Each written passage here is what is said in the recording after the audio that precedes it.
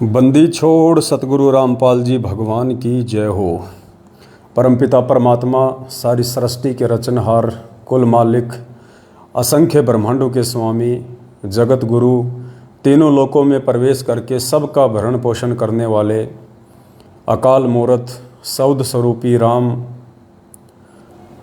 संत शिरोमणि सतगुरु रामपाल जी परमेश्वर जी के चरण कमल में हम सभी देश विदेश में बैठे सत्सेवक भाई बहनों की तरफ से उनके पावन चरण कमलों में कोटि कोटि दंडवत प्रणाम। और लाइव वीडियो देख रहे आप सभी भाई बहनों को दास की तरफ से प्यार भरा सत्साहिब। भाई और बहनों, दया परमपिता परमात्मा की, जिनके आशीर्वाद से एक बार पुनः साथ संगति के लिए परमेश्वर ने हमें मौका दिया है। और फेसबुक पे हमारा जो पेज है पवन दास इज़ लाइव, जब आप फेसबुक पे सर्च करेंगे पवन दास इज़ लाइव तो दास का फेसबुक पेज आ जाएगा। सभी भाई बहनों से प्रार्थना है, सच्चाई जानने के लिए और सच्चाई के नज़दीक रहने के लिए आप जी पेज को फॉलो करें, बेल आइकन को दबा दें, ताकि जब भी दास लाइव आए तो सबसे पहला मेरा वीडियो आपके पास में पहुंच जाए। सभी भाई बहन वीडियो को ज़्यादा से ज़्यादा शेयर कर दें। आप भाई बहन वीडियो को शेयर करें, तब तक दास परमात्मा का मंगलाचरण कर लेता है। फेसबुक के सभी ग्रुपों में, फेसबुक की आईडी पे, व्हाट्सएप के ग्रुपों में और पर्सनली आपके संपर्क में जितने भी भगत भाई बहन हैं या आपने जो ब्रॉडकास्ट बना रखे हैं, सभी पर एक बार ये वीडियो का लिंक शेयर कर दीजिए, ताकि ज़्यादा से ज़्यादा संख्या में भगत भाई बहन लाइव जुड़ सकें। और आज के इस वीडियो के 3 मुख्य टॉपिक हैं। सबसे पहला मुख्य टॉपिक रहेगा, 2 पीले पेज आए हुए हैं कल और परसों, उन दोनों पीले पेज के ऊपर विश्लेषण होगा। और उसके बाद में हमारे एक भगत भाई हैं, उनकी एक शंका का समाधान होगा। तो घंटे भर का लगभग वीडियो होगा। तो भाई बहन ज़्यादा से ज़्यादा एक बार वीडियो को हर जगह शेयर कर दे, तब तक हम सभी भाई बहन मिलके परमात्मा का मंगलाचरण करते हैं। वो हर जगह शेयर कर दे।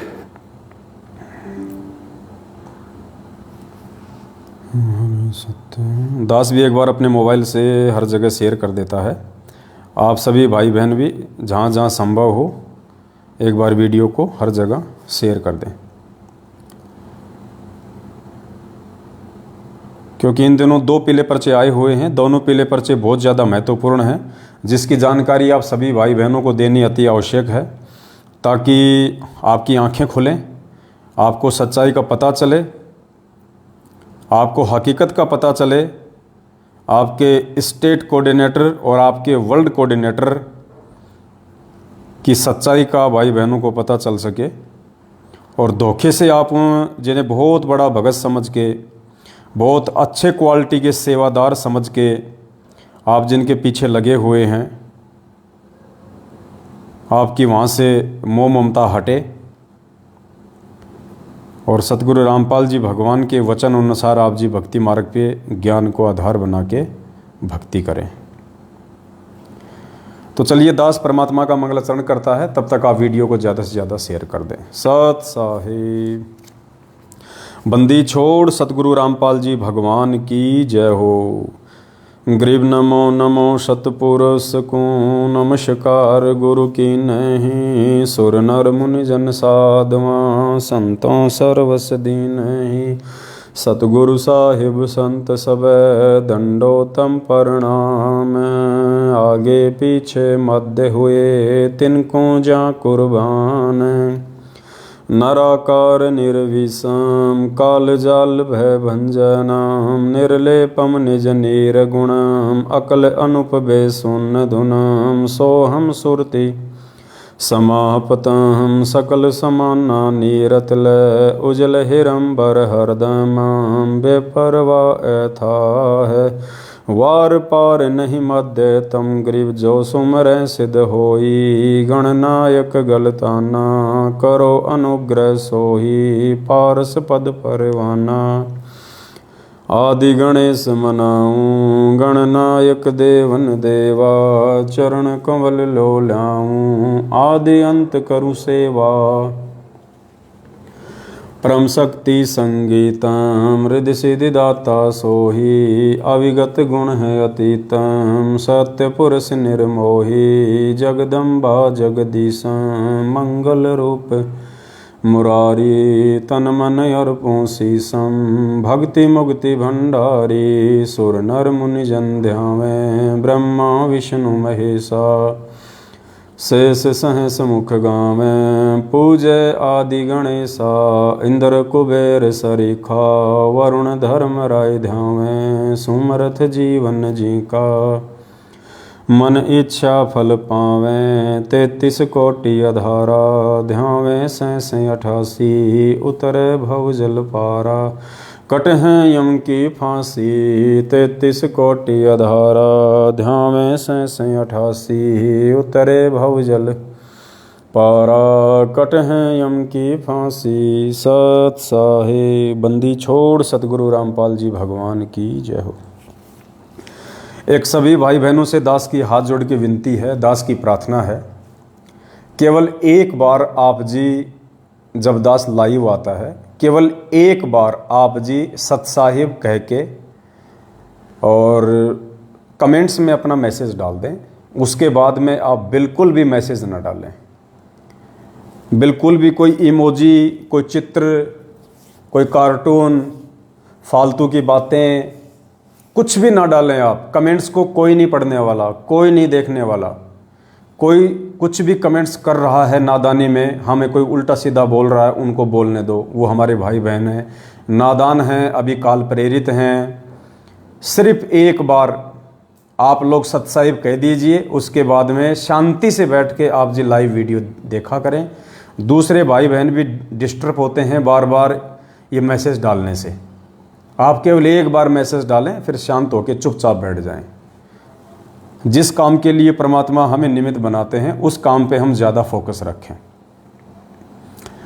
तो आज का लाइव वीडियो हम शुरू करते हैं। काफ़ी संख्या में भाई बहन जुड़ चुके हैं। तो सबसे पहले हम शुरू करते हैं एक पीले पेज से।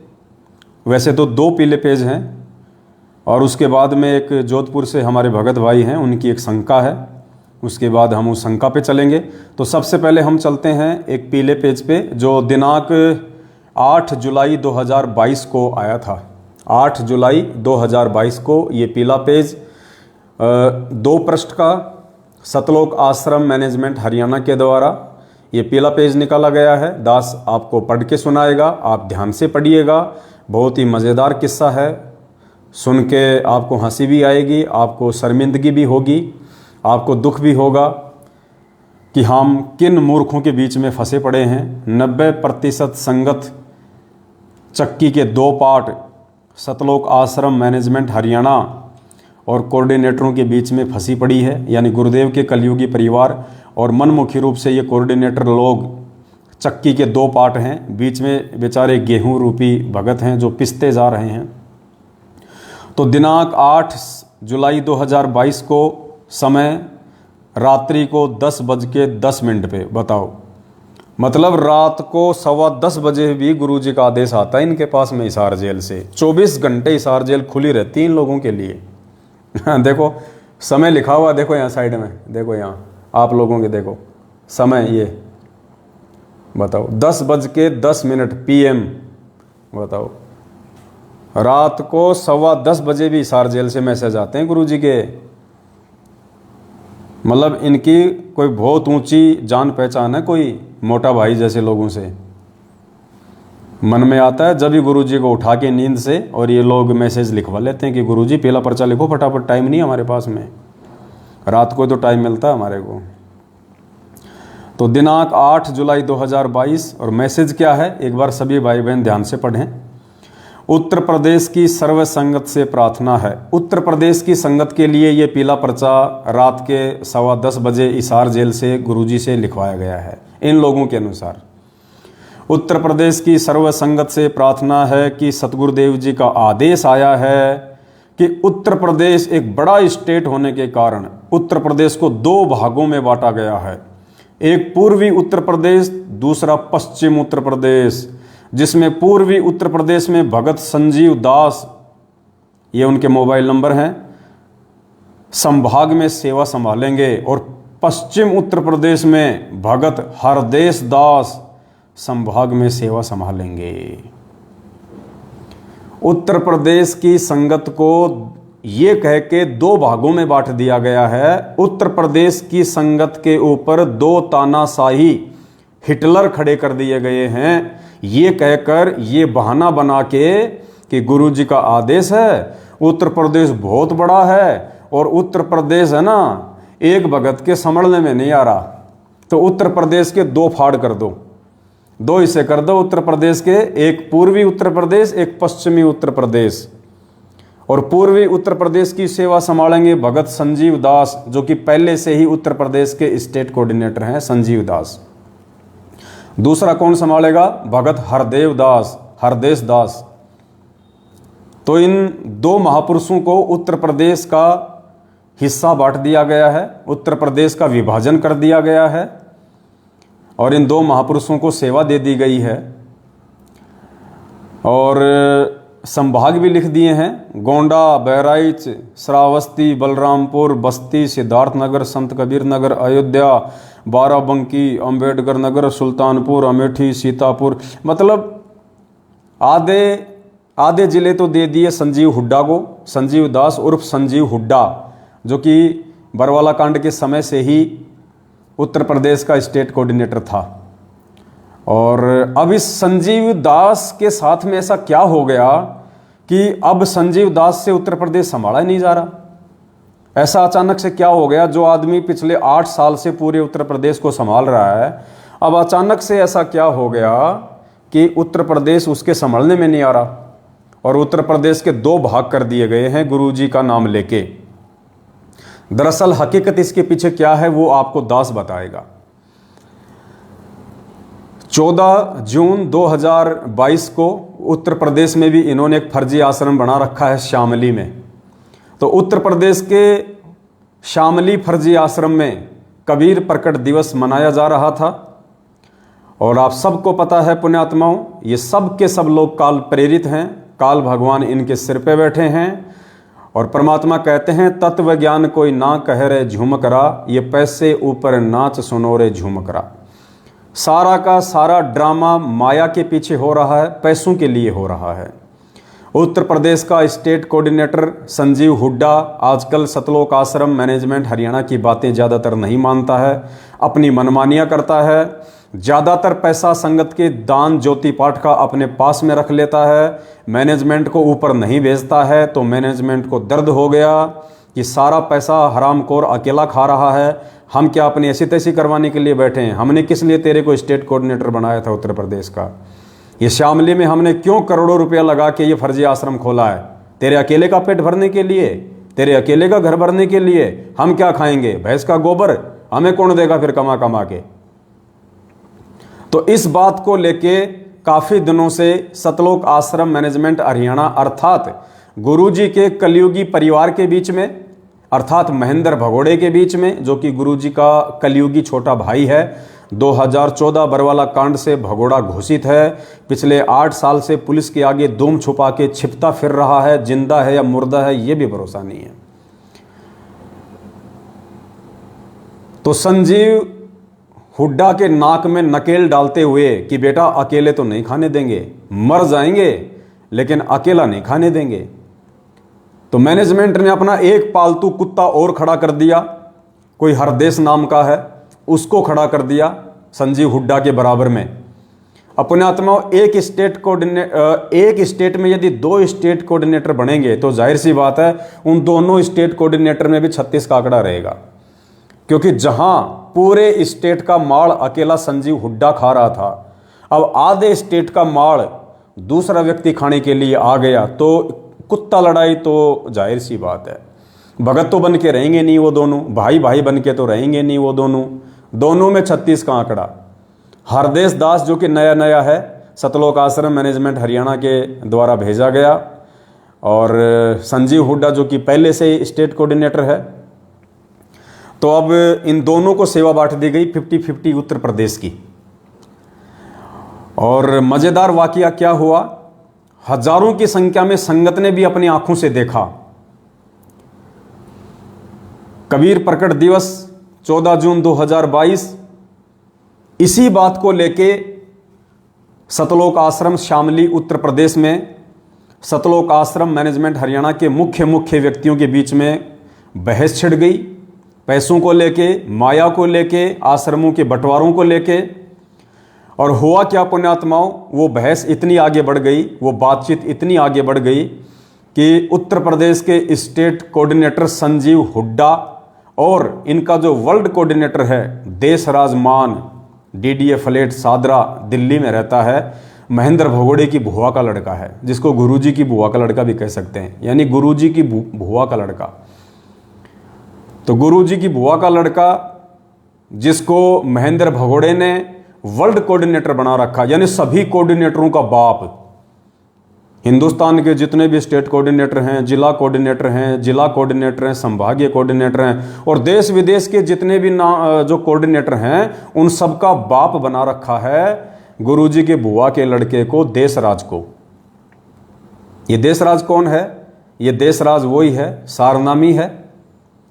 और 2016 में ये दास के घर पे जयपुर आया था, अपने सारनामी कुछ गुंडों के साथ में 2 गाड़ियां भर के लेके आया था, हॉकी, बेसबॉल, रोड लेके आए थे। और दास जैसा कि बार बार आप लोगों को एक वीडियो दिखाता है मेरी मारपीट का, इन लोगों ने मुझे घर में बंद करके 10-15 मिनट तक जानवरों की तरह हॉकी से, बेसबॉल से मारा था। ये वही देशराज है जो गुरुजी की बुआ का लड़का है, सारनामी। बहुत पहुंचा हुआ भगत है, छोटा मोटा भगत नहीं, आप ऐसा वैसा मत समझना इसको। चौणक ऋषि की तरह बहुत ज़्यादा भक्ति इसके पास में। जैसे चौणक ऋषि ने 4 एटम बम बनाए थे ना, ये पिस्तौल रखता है, ध्यान रखना। इसके साथ ज़्यादा वाद विवाद नहीं करने का, ज़्यादा छेड़ाछाड़ी नहीं करना इसके साथ में।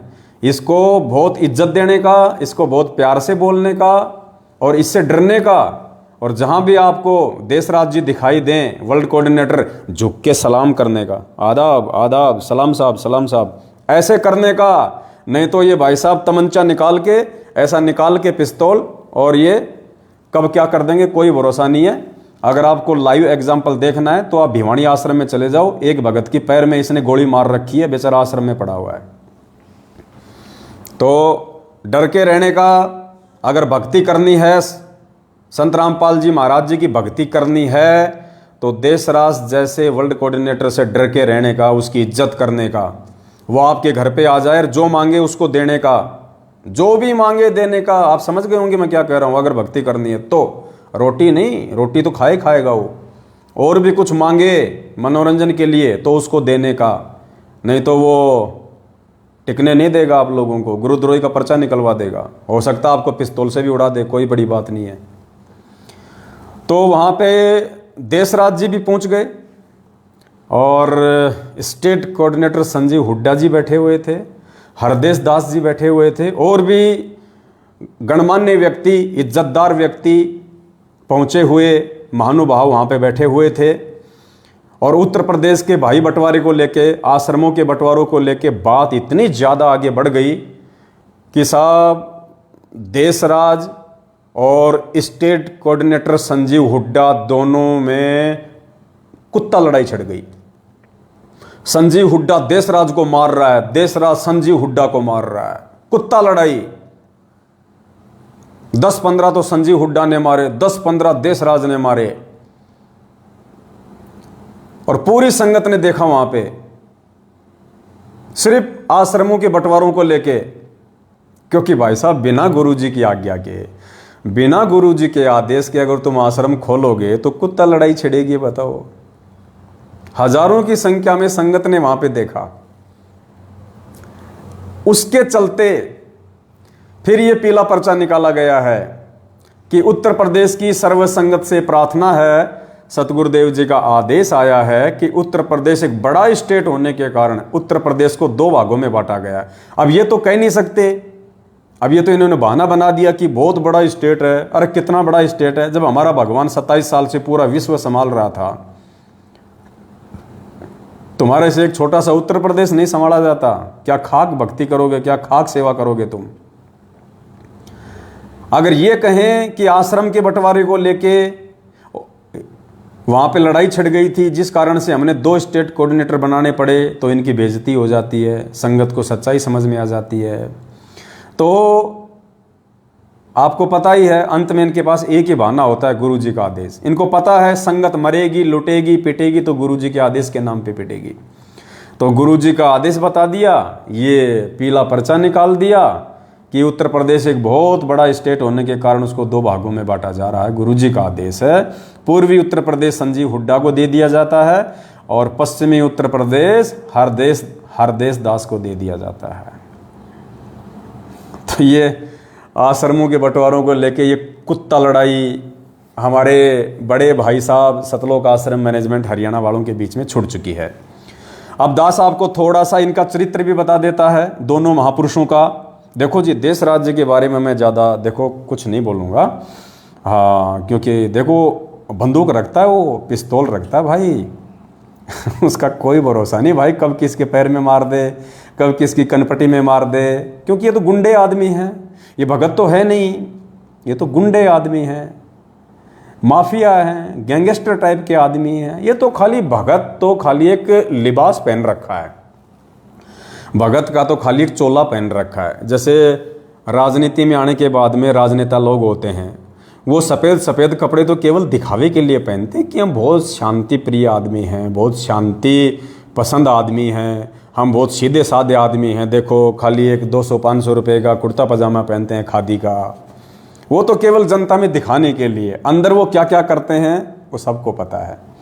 तो देशराज जी देखो भाई साहब बहुत पहुँचे हुए गुंडे हैं, मैं उनके बारे में ज़्यादा कुछ बोलूँगा नहीं।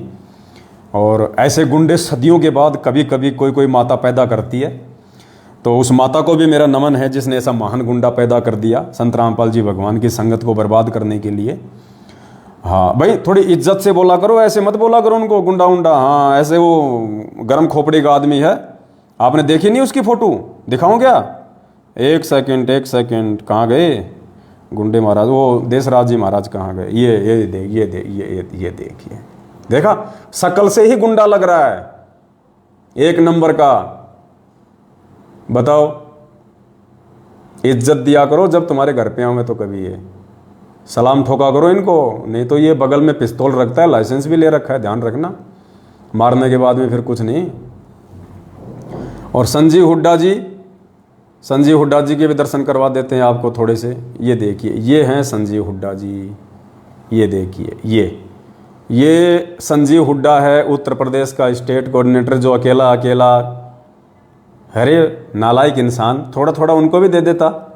अब गया ना है, अगर थोड़े थोड़े टुकड़े अगर उन बड़े कुत्तों को भी डालता रहता और थोड़े थोड़े टुकड़े तू भी खाता रहता तो नहीं जाता ना वो उत्तर प्रदेश हाथ से, हैं? अब करवा लो अपनी ऐसी तैसी, दे दिया आधा उत्तर प्रदेश अपने मामा जी को। मूर्ख आदमी, सलाह ले लेता, 7 साल से शंका समाधान कर रहे हैं, अकेले में फ़ोन कर देता कि भगत जी मेरी ऑडियो को वायरल मत करना और मेरे को ये सलाह दे दो, ऐसी स्थिति में मेरे को क्या करना चाहिए, तो दास तेरे को बता देता। मूर्ख आदमी, ना घर का रहा ना घाट का, धोबी का कुत्ता बन के रह गया, आधा उत्तर प्रदेश दे दिया। ऐसे 7 साल से ऐसे ही रगड़म पट्टी खेल रहा था क्या? नालायक आदमी। ऐसे मूर्ख व्यक्ति पैदा हो गए दुनिया में, अब क्या बताएं। अब तो सबसे पहले दास आपको देशराज जी का थोड़ा सा चरित्र दिखा देता है कि ये कितने बड़े सारनामी हैं, कितने बड़े भगत हैं। ये धन्य है इसकी माता जिसने इतना बड़ा गाड़ीबाज पैदा किया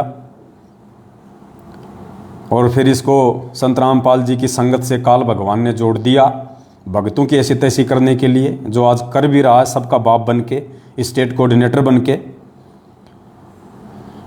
तो थोड़ी सी इसकी झलक दास आपको दिखा देता है देशराज जी की। जी लगा के बोला करो भाई इनको, ऐसे छोटा मोटा आदमी नहीं आजकल, ये बहुत बड़ा आदमी है।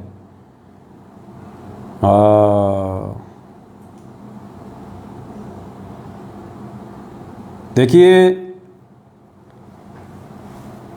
जब ये देशराज जी दास के घर पे आए, दास के साथ में मारपीट की इन्होंने, उसके बाद में दास ने सोशल मीडिया पे इनकी फ़ोटोएं डालनी शुरू कर दी, पोस्टर बना के डालने शुरू कर दिए थे। तो उसके बाद इसने क्या किया, मेरे को व्हाट्सएप कॉल किया किसी दूसरे के नंबर से मेरे को व्हाट्सअप कॉल किया। अब खुदा न खास्ता उस समय मैंने दूसरे मोबाइल में रिकॉर्डिंग चालू कर रखी थी, ये भी मालिक की दया थी, परमात्मा ने रिकॉर्डिंग इसकी करवानी थी, क्योंकि व्हाट्सअप कॉल पे रिकॉर्डिंग होती नहीं। तो इसने सोचा जी भर के गालियाँ निकाल ले, और व्हाट्सअप कॉल पे रिकॉर्डिंग होती नहीं। लेकिन मालिक तो अंतर्यामी है। जिस समय इसका फ़ोन आया, दास ऐसे मोबाइल में कुछ रिकॉर्डिंग कर रहा था, तो रिकॉर्डिंग वो चालू रह गई। तो भाई साहब की वो व्हाट्सएप कॉलिंग की रिकॉर्डिंग जो है वो रिकॉर्ड हो गई।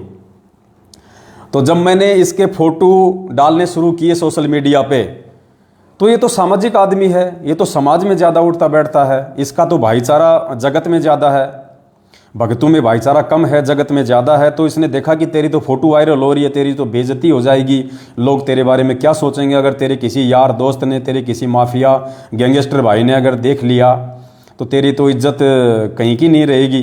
तो गुस्से में भर के इसने दास को फ़ोन किया, और क्या बोलता है, ऑडियो ध्यान से सुनना।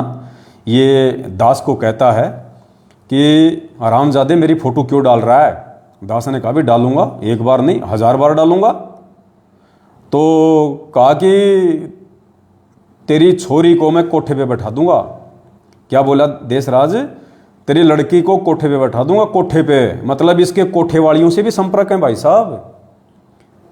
देशराज दिल्ली वाले के, सतलोक आश्रम मैनेजमेंट हरियाणा के गुरुजी के बुआ के लड़के के, देशराज मान के, जो सादरा में डीडीए फ्लैट में रहता है, साथ में पिस्तौल रखता है, गुंडे जैसी शक्ल वाला है, वो बोला कि तेरी छोरी को अर्थात तेरी बेटी को मैं कोठे पे बैठा दूंगा अगर तूने दोबारा मेरी फोटो डाली तो। इसका मतलब कोठे वालियों से भाई साहब के गहरे संबंध हैं दिल्ली में कोठे वालियों से इसके बहुत गहरे संबंध हैं। वरना ऐसे कौन बैठा देगा, ऐसे कौन बैठाएगा, कौन बैठाने देगा ऐसे कोठों पे भाई किसी भी अनजान को।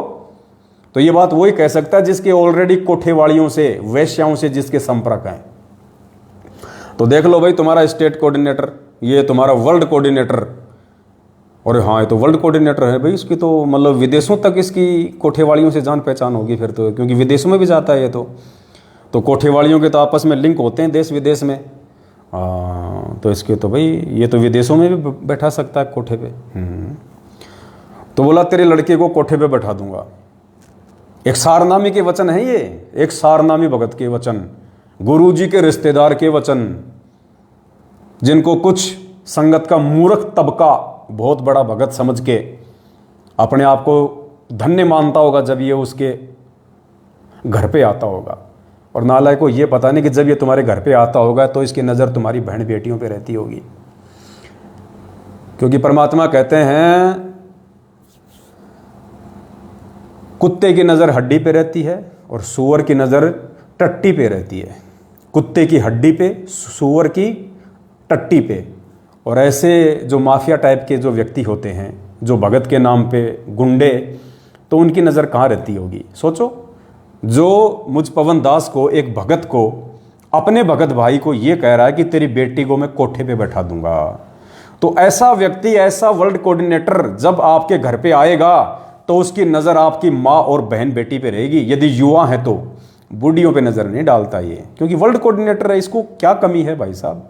बूढ़ी औरतों पे क्यों नज़र डालेगा ये। अनाप शनाप संगत का पैसा करोड़ों की संख्या में है। जब मर्जी आवे, इसने अपना पासपोर्ट बनवा रखा, वीज़ा इसके जेब में रहता है, जब मर्जी अमेरिका जाए, जब मर्जी नेपाल जाए, जब मर्जी पाकिस्तान जाए, क्योंकि वर्ल्ड कोऑर्डिनेटर है। हराम का पैसा 24 घंटे इसकी जेब में रहता है संगत का। तो ये बड़ी बूढ़ियों पे क्यों नज़र डालेगा, ये तो जवान पे नज़र डालेगा। तो भाई साहब सोच समझ के अपने घर पे इसको बुलाओ, तो सोच समझ के बुलाना। वर्ल्ड कोऑर्डिनेटर, फिर तुम इसको रोक भी नहीं पाओगे, तुम इसको दबा भी नहीं पाओगे, तुम इसको रोक भी नहीं पाओगे, क्योंकि वर्ल्ड कोऑर्डिनेटर है। अगर भक्ति करनी है तो फिर इसकी हर बात माननी पड़ेगी, गुलामी सहन करनी पड़ेगी। तो सुनिए देशराज भाई साहब क्या कह रहे हैं कि तेरी छोरी को कोठे पे बैठा दूंगा। और फिर दास को क्या कह रहा है कि अपने साले के मुंह में मूतूंगा, अपने साले के मुंह में मूतूंगा। बताओ, मेरे मुंह में मूतेगा वो। अब बताओ, इसने मुंह में मूतने की रिहर्सल भी कर रखी है। अब हो सकता है अपने परिवार वालों के मुंह में मूतता होगा ये, तो इसने वो रिहर्सल कर रखी है मुंह में मूतने की। वरना ऐसे कैसे मूत देगा मुंह में, एक बात बताओ, ऐसे कैसे मूत देगा। तो इसको अच्छे से पता कि मुंह में कैसे मूता जाता है। वर्ल्ड कोऑर्डिनेटर भाई, पावर है इसके पास, मुंह में मूत दे, आंख में मूत दे, मूत दे तो मूत दे, कौन सी बड़ी बात है बताओ। घर की भाई लिखने वाला काका, इसको कौन रोक दे भाई साहब। तो ये बहुत पहुंचा हुआ आदमी है, बहुत पहुंचा हुआ महापुरुष है। सतलोक आश्रम मैनेजमेंट हरियाणा का वर्ल्ड कोऑर्डिनेटर, महेंद्र भगोड़े की बुआ का लड़का, देश राजमान। फोटो एक बार फिर से दिखा देता हूँ भाई बहनों को, ध्यान रखना। ये ऐसा ऐरा गैरा आदमी नहीं है, कहीं तुम सोचो ऐसे ऐरा गैरा आदमी है, वर्ल्ड कोऑर्डिनेटर है। देखो ये देखो, शक्ल से देखो कितना बड़ा गुंडा लग रहा है।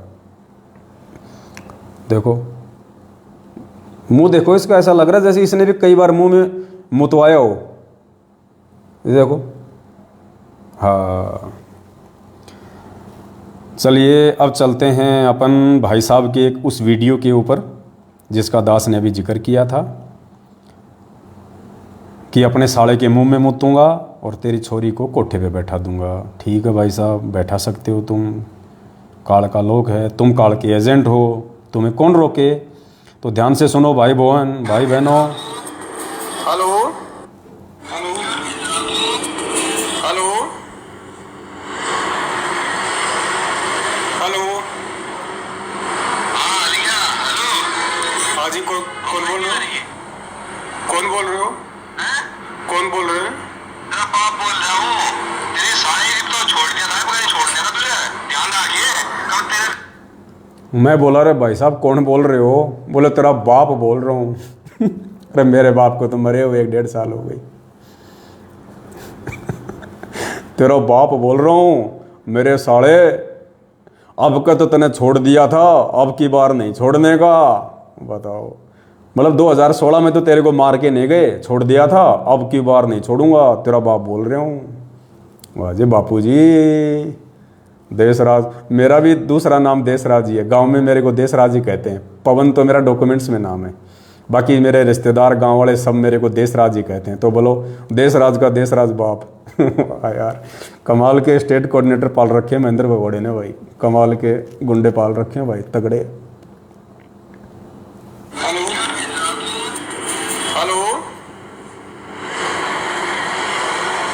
हेलो, हाँ लिया, हेलो, हाँ जी, कौन बोल रहे हो? कौन बोल रहे हो? कौन बोल रहे हो? तेरा बाप बोल रहा हूँ। तेरी सारी तो छोड़ दिया था, कोई छोड़ दिया था तुझे, ध्यान रखिए कब तेरे दिमाग में क्रोध नहीं हो। कौन बोल रहे हो बड़े भैया? छोड़ दिया तो बच्ची नहीं उठाऊंगा, और इसे उठाऊंगा कोठे में। बहनचोद तो बड़ा बड़ा लैंडलॉर्ड है क्या? अरे यार गाड़ी थोड़ी निकालते भाई साहब ऐसे। नहीं गाड़ी नहीं निकालते तो ये काम क्यों कर रहा तू? हाँ मेरी फोटो लगाकर बदतमीजी भेज देगी मुझे। भाई साहब आप अपने आप को परम संत रामपाल जी महाराज के शिष्य कहते हो और आप गालियां निकाल रहे हो, कैसे भगत हो आप?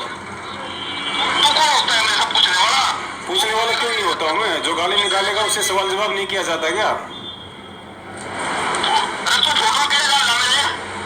फोटो डालूंगा, 1000 बार डालूंगा, 100 बार डालूंगा। अब के बाद तेरे मुंह में मुद्दों का ध्यान रखिए और डाल तो मुंह में मुद्दोगे? ध्यान रख, मुंह में मुद्दोगे क्या? अरे भाई साहब नहीं, कपड़ा दो भगत जी, कपड़ा दो। वो कहाँ है मेरा? वो दो, वो वाइट वाला दो, पीछे रखा भगत जी। ऐसे नहीं, वैसे नहीं बात बनती, ऐसे नहीं नहीं नहीं।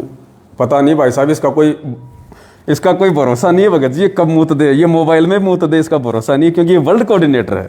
छोटा मोटा कोऑर्डिनेटर हो तो बात अलग है, अब वर्ल्ड कोऑर्डिनेटर क्या पता मुंह में मूत दे, तो मैं तो अपना मुंह का पहले ही इंतजाम कर लेता हूँ। बताओ कौन बोल रहे हैं? तेरा बाप बोल रहा हूँ। तेरी सारी तो छोड़ दिया था, कोई छोड़ दिया था तुझे, ध्यान रखिए कब तेरे दिमाग में क्रोध नहीं हो। कौन बोल रहे हो बड़े भैया? छोड़ दिया तो बच्ची नहीं उठाऊंगा, और इसे उठाऊंगा कोठे में। बहनचोद तो बड़ा बड़ा लैंडलॉर्ड है क्या? अरे यार गाड़ी थोड़ी निकालते भाई साहब ऐसे। नहीं गाड़ी नहीं निकालते तो ये काम क्यों कर रहा तू? हाँ मेरी फोटो लगाकर बदतमीजी भेज देगी मुझे। भाई साहब आप अपने आप को परम संत रामपाल जी महाराज के शिष्य कहते हो और आप गालियां निकाल रहे हो, कैसे भगत हो आप? तो कौन होता है मेरे सब पूछने वाला? पूछने वाला क्यों नहीं होता हूँ मैं? जो गाली निकालेगा उससे सवाल जवाब नहीं किया जाता क्या? अरे तू फोटो कैसे डाल मेरे? फोटो डालूंगा, 1000 बार डालूंगा, 100 बार डालूंगा। अब के बाद मुंह में मुतोगे? मुंह में मुतोगे क्या?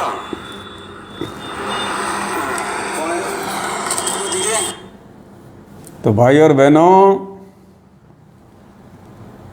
जय बोलो मुंह में मूतने वाले बाबा की जय हो, देश राजमान की जय हो, सतलोक आश्रम मैनेजमेंट वर्ल्ड कोऑर्डिनेटर मुंह में मूतने वाले बाबा की, मूतनाथ बाबा की जय, मूतनाथ बाबा की जय हो।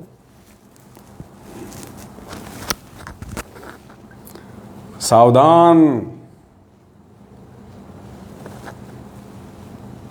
अगर किसी के पास ये ना हो तो बोतल रखा करो, और कभी मिल जाए ये मूतनाथ बाबा और मूतने की इच्छा हो जाए तो बोले बाबा बोतल में मूत दे, मेरे को तो माफ़ कर, बोतल में मूत दे, ज़्यादा मूतने की इच्छा हो रही है तो थोड़ा सावधान रहना। ये सतलोक आश्रम मैनेजमेंट हरियाणा है, कोई छोटे मोटे, कोई गली के, कोई छोटे मोटे, कोई उठाई गिरे थोड़ी हैं, ये पहुँचे हुए गुंडे हैं, पहुँचे हुए गुंडे, इंटरनेशनल गुंडे, छोटे मोटे गुंडे नहीं हैं, इंटरनेशनल गुंडे हैं ये। तो एक तो ये शामली आश्रम में जो कुत्ते की तरह वहाँ पे मारपीट कर रहा था, लड़ाई लड़ रहा था, और दूसरा कौन? संजीव हुड्डा, उत्तर प्रदेश का स्टेट कोऑर्डिनेटर संजीव हुड्डा। अब संजीव हुड्डा की आपको ऑडियो सुनाते हैं। गालीबाज संजीव हुड्डा। पहले जो रामचंद्र जी थे कानपुर वाले, वो हमारे साथ में थे, बीच में अभी वो थोड़े से रास्ते से डगमग हो गए हैं, चलो कोई बात नहीं, जितने उनके संस्कार थे। तो उस समय रामचंद्र जी ने संजीव हुड्डा से बात करी थी, क्योंकि पहले ये जब हमने जो बरवाला कांड बरवाला कांड हुआ था ना 2014 में, तो ये क्या करते थे मैनेजमेंट वाले, 18 नवंबर के दिन हर साल ये काला दिवस मनाते थे। तो रामचंद्र जी ने सवाल किया, भाई काला दिवस क्यों मना रहे हो, लखनऊ में क्या कर रहे हो, 18 नवंबर को क्या कर रहे हो? तो स्टेट कोऑर्डिनेटर भाई साहब क्या कह रहे हैं पता है, बातों बातों में रामचंद्र जी को कह रहे हैं कि रामचंद्र रंडी के बीज, बताओ रंडी के बीज,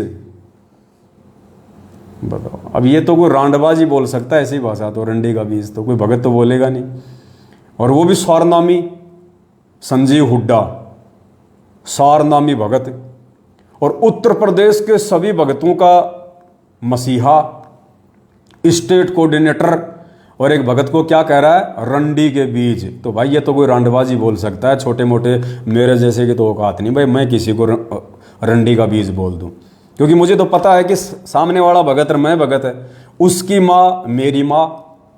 अगर मैं दूसरे भगत की माँ को, दूसरे भगत को गाली दूं कि रंडी के बीज, तो सोचो मैंने तो मेरी माँ को रंडी बोल दिया, मेरी माँ को। तो संजीव हुड्डा को ये पता नहीं कि तूने रामचंद्र जी को नहीं, तूने अपनी माँ को रंडी बोल दिया, अपनी माँ को। बताओ, आज इनका खून तो खोल रहा होगा तगड़ा कि बेटा अब की बार मिल गए तो सरी कलम करेंगे इसका तो। परमात्मा कहते हैं सिर पे साई सत्य है तो को क्या बहेरे, तुम्हारे जैसे रांडबाज। तो देखो भक्तों, जो नए भाई बहन है ना, उनको विचार करना चाहिए इन बातों पे। तुम किन लोगों को अपने घरों पे बुलाते हो, तुम किन 2 कौड़ी के टुच्चे, किन 2 कौड़ी के टुच्चे गुंडे मवालियों की तुम गुलामी कर रहे हो, भगत के नाम पे धब्बे, जिनको बोलने तक की तमीज नहीं। भगतों को कह रहे हैं रंडी के बीज, सुनाऊंगा भी। वो कह रहा है कि अपने साले के मुंह में मूतूंगा, तेरी छोरी को कोठे पे बैठा दूंगा, बहन की गाड़ी निकाल रहा है। ये जो नई संगत है ना, जो नई संगत जुड़ रही है फर्जी नामदान केंद्रों से, मेरी उन सभी भाई बहनों से प्रार्थना है, तुम इंसान हो या जानवर हो। अगर तुम जानवर हो, तुम्हारे अंदर बुद्धि नहीं है, तब तो ठीक है। बेबुद्धि लोगों को तो ऐसे ही गुंडे मवाली लोगों के हाथों में रहना चाहिए। अगर तुम इज्जतदार हो, तुम समझदार हो, अगर तुम इंसान हो और संत रामपाल जी के तत्वज्ञानी भगत हो, उसके बाद भी तुम ऐसे टुच्चे गुंडे मवाली 2 कौड़ी की औकात वाले भगतों को रंडी के बीज बोलने वाले, मुंह में मूतने वाले मूतनाथों के पीछे तुम चल रहे हो। और अपना वर्ल्ड कोऑर्डिनेटर बना के, स्टेट कोऑर्डिनेटर बना के तुमने उनको अपने सिर पे बैठा रखा है ताज की तरह।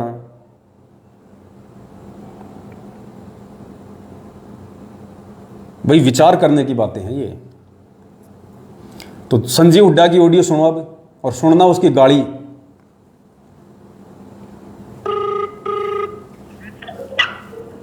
हेलो, संजीव हुड्डा जी सच्चाई कानपुर से रामचंद्र। सुना 18 तारीख को लखनऊ में क्या कर रहे हैं भगत जी? क्या करना है? मैसेज पूरे देश में डाला तो बताइए ना 18 तारीख को आप क्या कर रहे हैं भगत जी? यूपी के स्टेट कोऑर्डिनेटर हो तो आप जवाब दो ना भगत जी।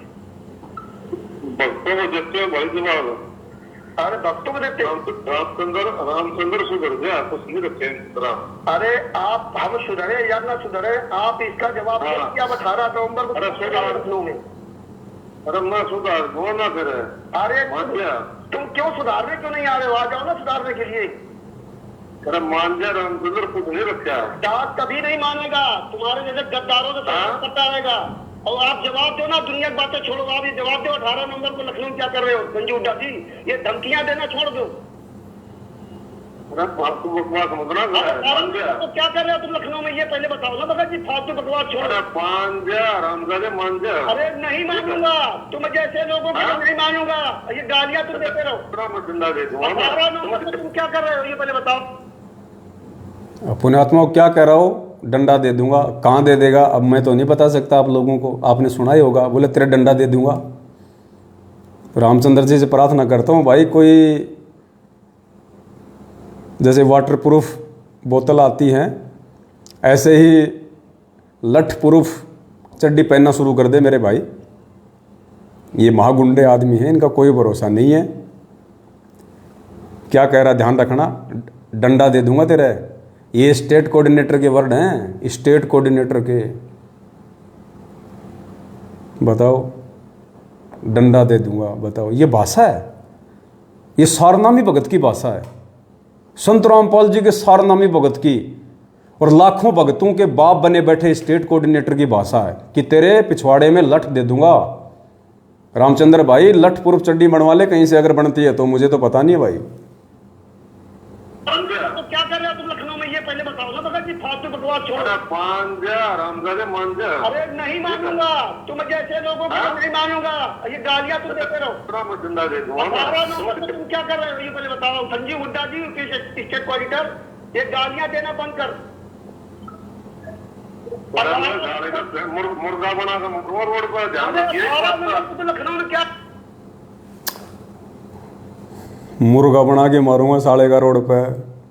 रामचंद्र ये तो मुर्गा भी बनाना जाना है भाई। रामचंद्र सुन रहे हो तो ध्यान रखिए, ये तो मुर्गा बना के मारना भी जाना है। मुर्गा बना के मारूंगा, मुर्गा। रामचंद्र कहाँ कहाँ सहन करेगा तू?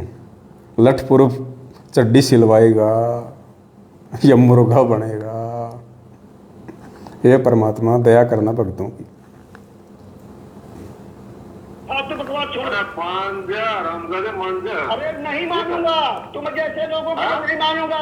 ये गालियां तुम देते रहो। 18 नवंबर को तुम क्या कर रहे हो ये पहले बताओ। संजीव हुड्डा जी स्टेट कोऑर्डिनेटर, ये गालियां देना बंद कर।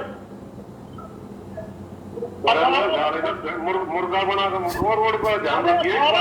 लखनऊ में क्या कर रहा है? तुम क्या करोगे? तुम तो कानपुर नहीं दिखाने। तेरा मुर्गा बना कर मारूंगा, ध्यान रखिए इस बात का। अरे रामपाल जी महाराज के वास्तव शिष्य हो, ध्यान रखिए। बहुत नुकसान कर दी, सड़क बहुत बकवास कर दी है। संजीव हुड्डा जी अगर साले का कान को मारूंगा, रामजा का बकवास करे। अगर संजीव हुड्डा जी रामपाल जी महाराज के वास्तव शिष्य हो तो आप कानपुर आकर के मैंने रोकने की औलाद हो। आप रंडी के बीज। अरे रंडी के बीज। पहले तो मुझे ऐसा लगा जैसे एक पेड़ आता है अरंडी का, एक अरंडी का पेड़ आता है जिसके अंदर मूंगफली जैसे दाने आते हैं जिसका तेल निकलता है।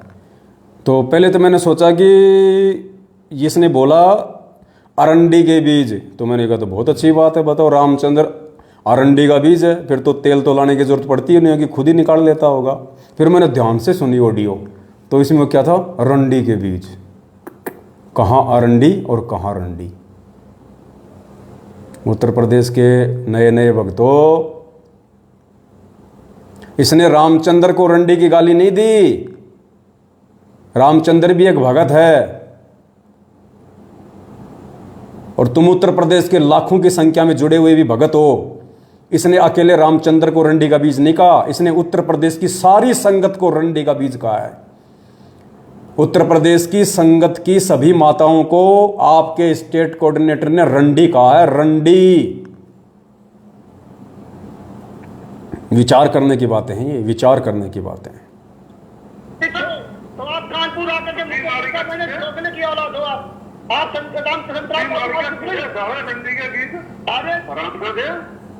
बहुत यही परमात्मा ने ज्ञान दिया ना, यही परमात्मा ने ज्ञान दिया है संजीव हुड्डा जी।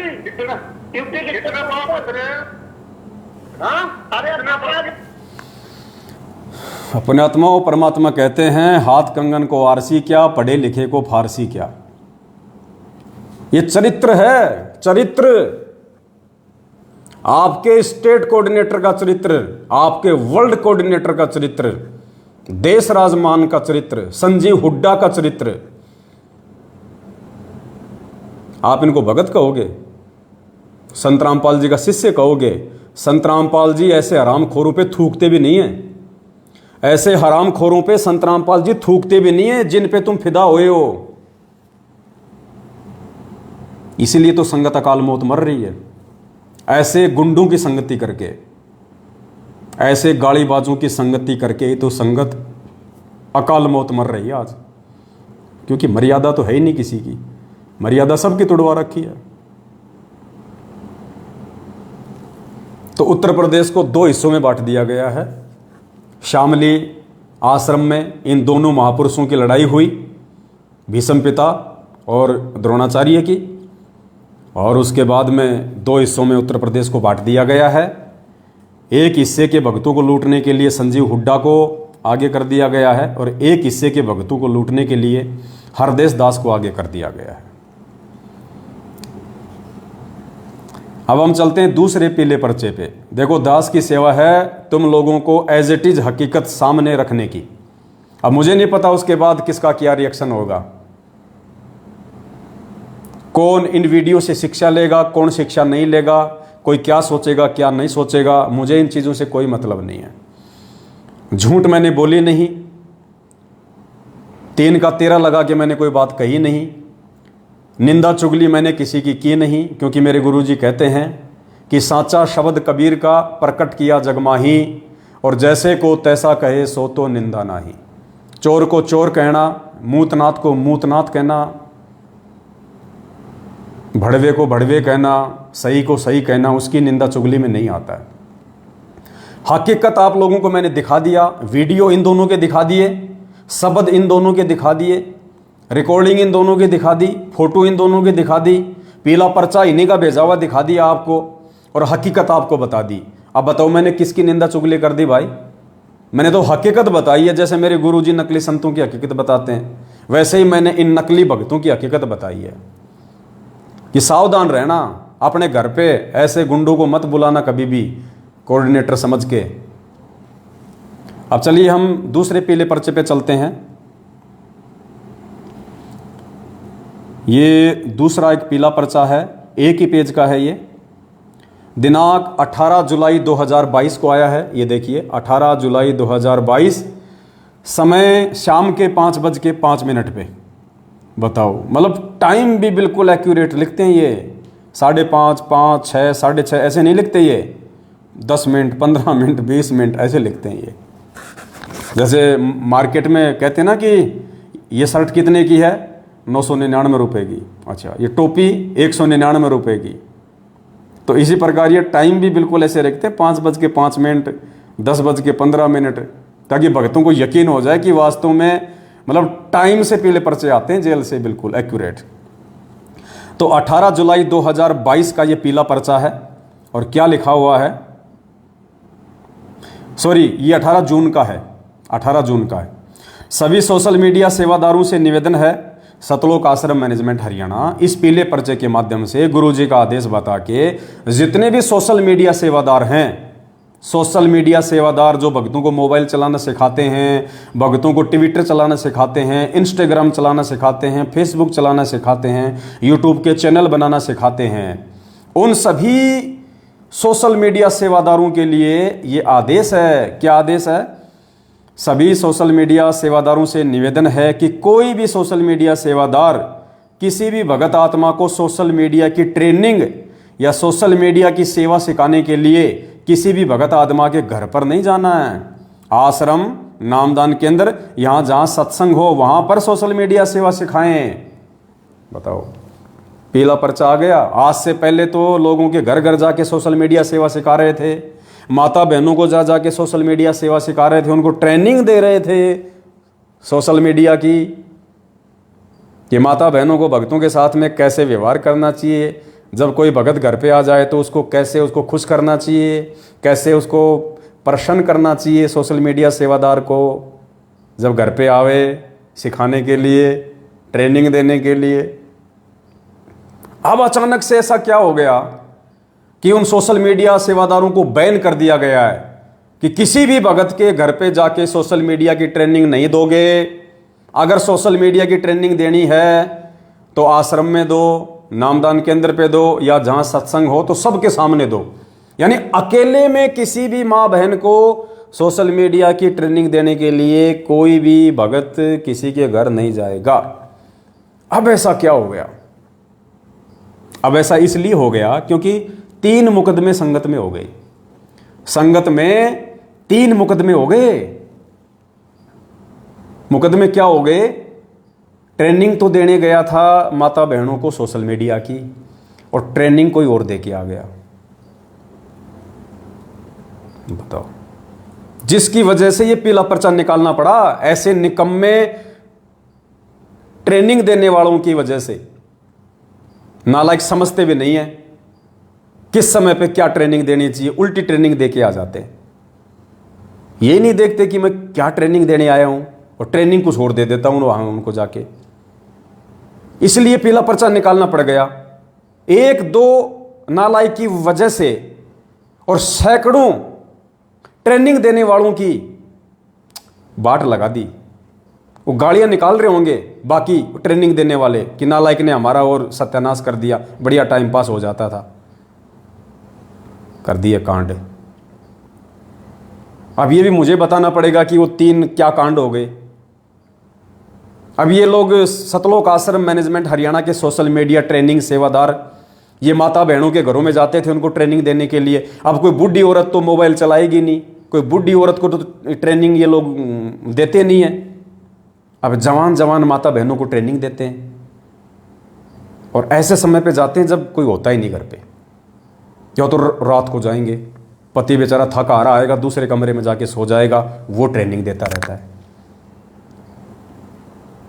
या फिर ऐसे समय में जाएंगे जहाँ पे बिल्कुल, क्या बताऊँ मैं, परसों आपने सुना होगा ऑडियो में, ऐसे ही ट्रेनिंग देने के लिए गया था और 3 दिन उसी के घर पे रुक गया, और किसी ने उसकी सासू माँ को बताया, किसी ने उसकी सासू माँ को बताया कि ये जो तेरे बेटे की बहू है ना, ये ठीक नहीं चल रही आजकल, ये जाती है पुस्तक सेवा करने और वहाँ पे और ही कुछ हो रहा है। तो सासू को यकीन नहीं हुआ कि ऐसा थोड़ी होगा। सासू ने देखा कि मैं अपनी आंखों से पकड़ लूँगी तब मानूंगी। तो भाई साहब घर पे आए हुए थे ट्रेनिंग देने के लिए। अब सुबह सासू माँ ने देखा तो बताओ, दोनों ट्रेनिंग देने वाला ट्रेनिंग लेने वाली दोनों के दोनों एक ही बेड पे पड़े। बताओ, दोनों के दोनों ट्रेनिंग लेते लेते एक ही बेड पे पड़ गए। मतलब रात को लेट तक दे रहा था ट्रेनिंग, टाइम ज़्यादा हो गया होगा ना। अब नींद तो आएगी भक्तों को, ऐसी बात थोड़ी कि भक्तों को नींद नहीं आएगी। अब रात के 3-3 बजे तक आप किसी बहन को ट्रेनिंग दोगे सोशल मीडिया की तो नींद तो आएगी। अब दोनों को नींद आ गई, एक ही बेड पे सो गए दोनों। सुबह सासू माँ ने देखा तो कुछ आपत्तिजनक स्थिति में पड़े हुए थे, वो हो गया होगा पैर वार इधर उधर, कोई बड़ी बात थोड़ी है। अब भगत भाई थोड़ी अपनी भगत बहन के साथ में कोई ऐसा करेगा ट्रेनिंग देते समय, पड़ गया होगा पैर ओड़ा सोड़ा, कौन सी बड़ी बात है। तो सासू ने उस भगत को पकड़ा, खड़ा किया, कान पकड़ा, बोला भाई तूने ये क्या किया, कहाँ सो रहा तू, तेरे को पता नहीं ये सोने की जगह है। बोल मेरे को ध्यान नहीं रहा, लाइट चली गई थी, मेरे को ध्यान नहीं रहा। अच्छा, बहू को बोले नालायक तू बता। बोले जी मैंने सोचा आपका बेटा सो रहा है, मैंने सोचा आपका बेटा सो रहा है, मैं तो आपका बेटा समझ के सो गई। अब सासू माँ क्या करे बेचारी, बताओ। सासू माँ ने भी अपने दिल में सब्र कर लिया। सासू माँ को भी अमरीश पुरी की वो कोयला फिल्म याद आ गई, अमरीश पुरी की वो कोयला फिल्म याद आ गई कि छत पे सोया था बहनोई, मैं तने समझ के सो गई, मुझको राणा जी माफ करना, गलती मारे से हो गई। अब सासू ने देखा भाई चलो कोई नहीं भाई, गलती हो गई होगी बहू से, कौन सी बड़ी बात है। उसके बाद में ऐसी एक घटना मध्य प्रदेश में हो गई। सोशल मीडिया की ट्रेनिंग देने गया था भाई साहब, सूरत से आया था स्टेट कोऑर्डिनेटर का लड़का, बताओ सूरत से आया कोऑर्डिनेटर का लड़का ट्रेनिंग देने के लिए। किसको, एक युवा बहन को, किसी भगत की भक्तमती को, और ट्रेनिंग देने लगा। अब बहन जी बोली भगत जी बहुत टाइम हो गया ट्रेनिंग लेते हुए, अब रहने दो। बोला नहीं नहीं थोड़ी सी और बच रही है। अच्छा अच्छा, थोड़ी सी भी दे दी। उसके बाद क्या हुआ, भगत जी इतने ट्रेनिंग में मस्त हो गए, अब उनके जो भगत थे जो भक्तमती के वो साइड में चले गए। अब वो बहन बेचारी नहा धो के बाथरूम से आई और नहा धो के अपने वो कपड़े चेंज करने लग गई दूसरे कमरे में। यानी वो जो रूम थे वो कुछ इस प्रकार के थे, उसी रूम से उस रूम का गेट था। तो वो बहन अपना साइड में जाके अपने वो कपड़े बदलने लग गई। अब जो ट्रेनर था, ट्रेनर कोऑर्डिनेटर का लड़का सूरत का, वो क्या कर रहा है, जैसे बहन उधर कपड़े चेंज कर रही है, अब कोऑर्डिनेटर ने इधर मुंह कर लिया, उसने ट्रेनिंग देने वाले ने, और शीशा पकड़ लिया हाथ में, और यूं उस शीशे में से, दर्पण में से पीछे से उस बहन को देख रहा है कपड़े चेंज करती हुई को, यूं यूं उस शीशे में से देख रहा है अंदर जो कपड़े चेंज कर रही थी बहन। भगत जी ने उसको देखा और कहा कि भाई ये क्या कर रहा है तू, ये क्या कर रहा है। बोलो नहीं नहीं, बोलो मेरे आंख में बोले बाल पड़ गए, बोले बाल निकाल रहा हूं। एक ऐसी कांड और हुआ है, वो तो मुझे बताते हुए बड़ी शर्म आएगी, इसलिए मैं नहीं बता पाऊंगा। तो ये 3-4 कांड इन दिनों संगत में घटित हो गए सोशल मीडिया सेवादारों के द्वारा ट्रेनिंग देते समय।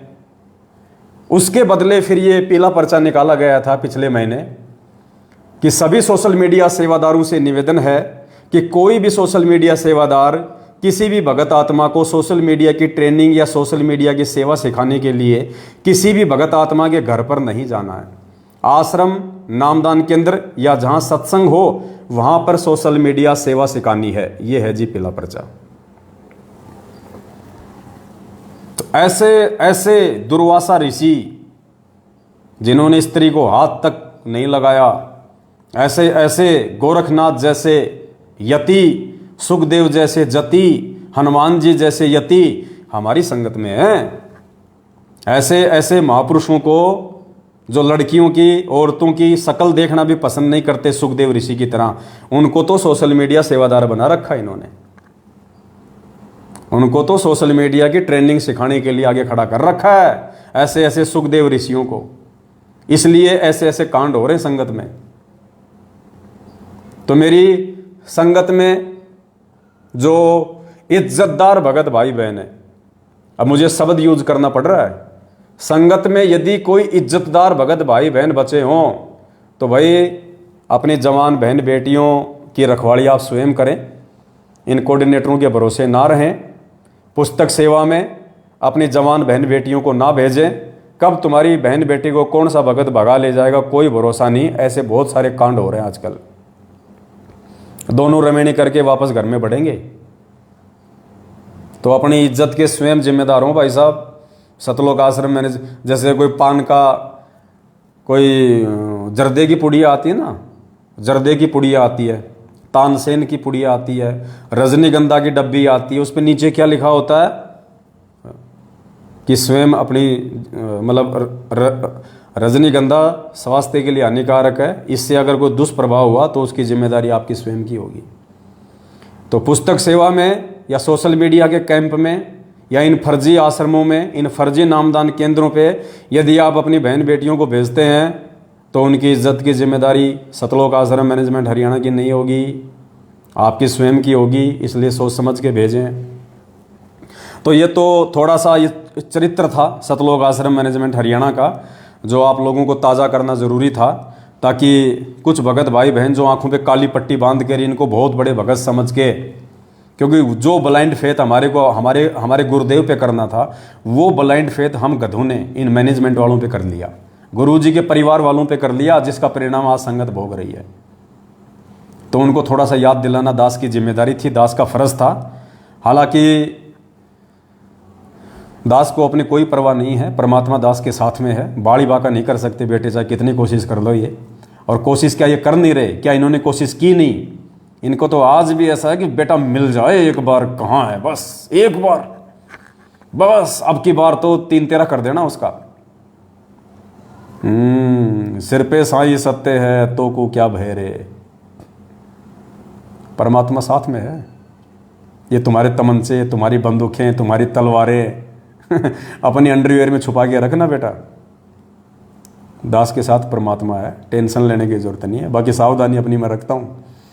परमात्मा ने कह रखा है बेटा सावधानी रखना, कायरता नहीं होती है।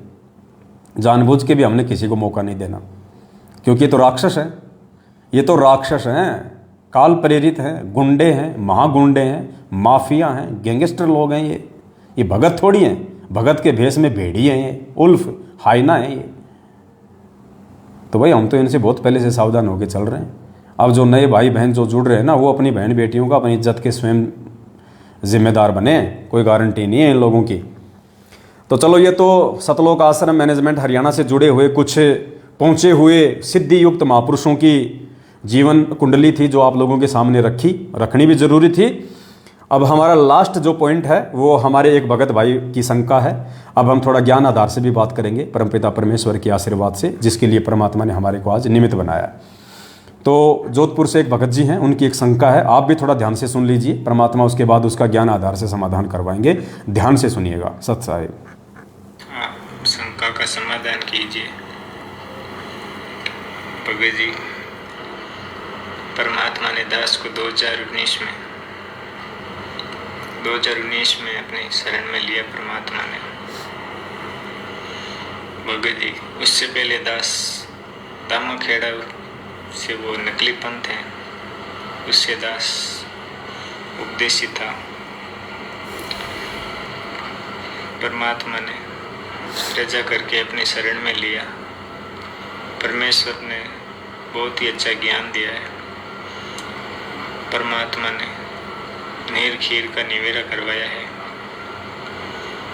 परंतु दास के मन में एक शंका थी।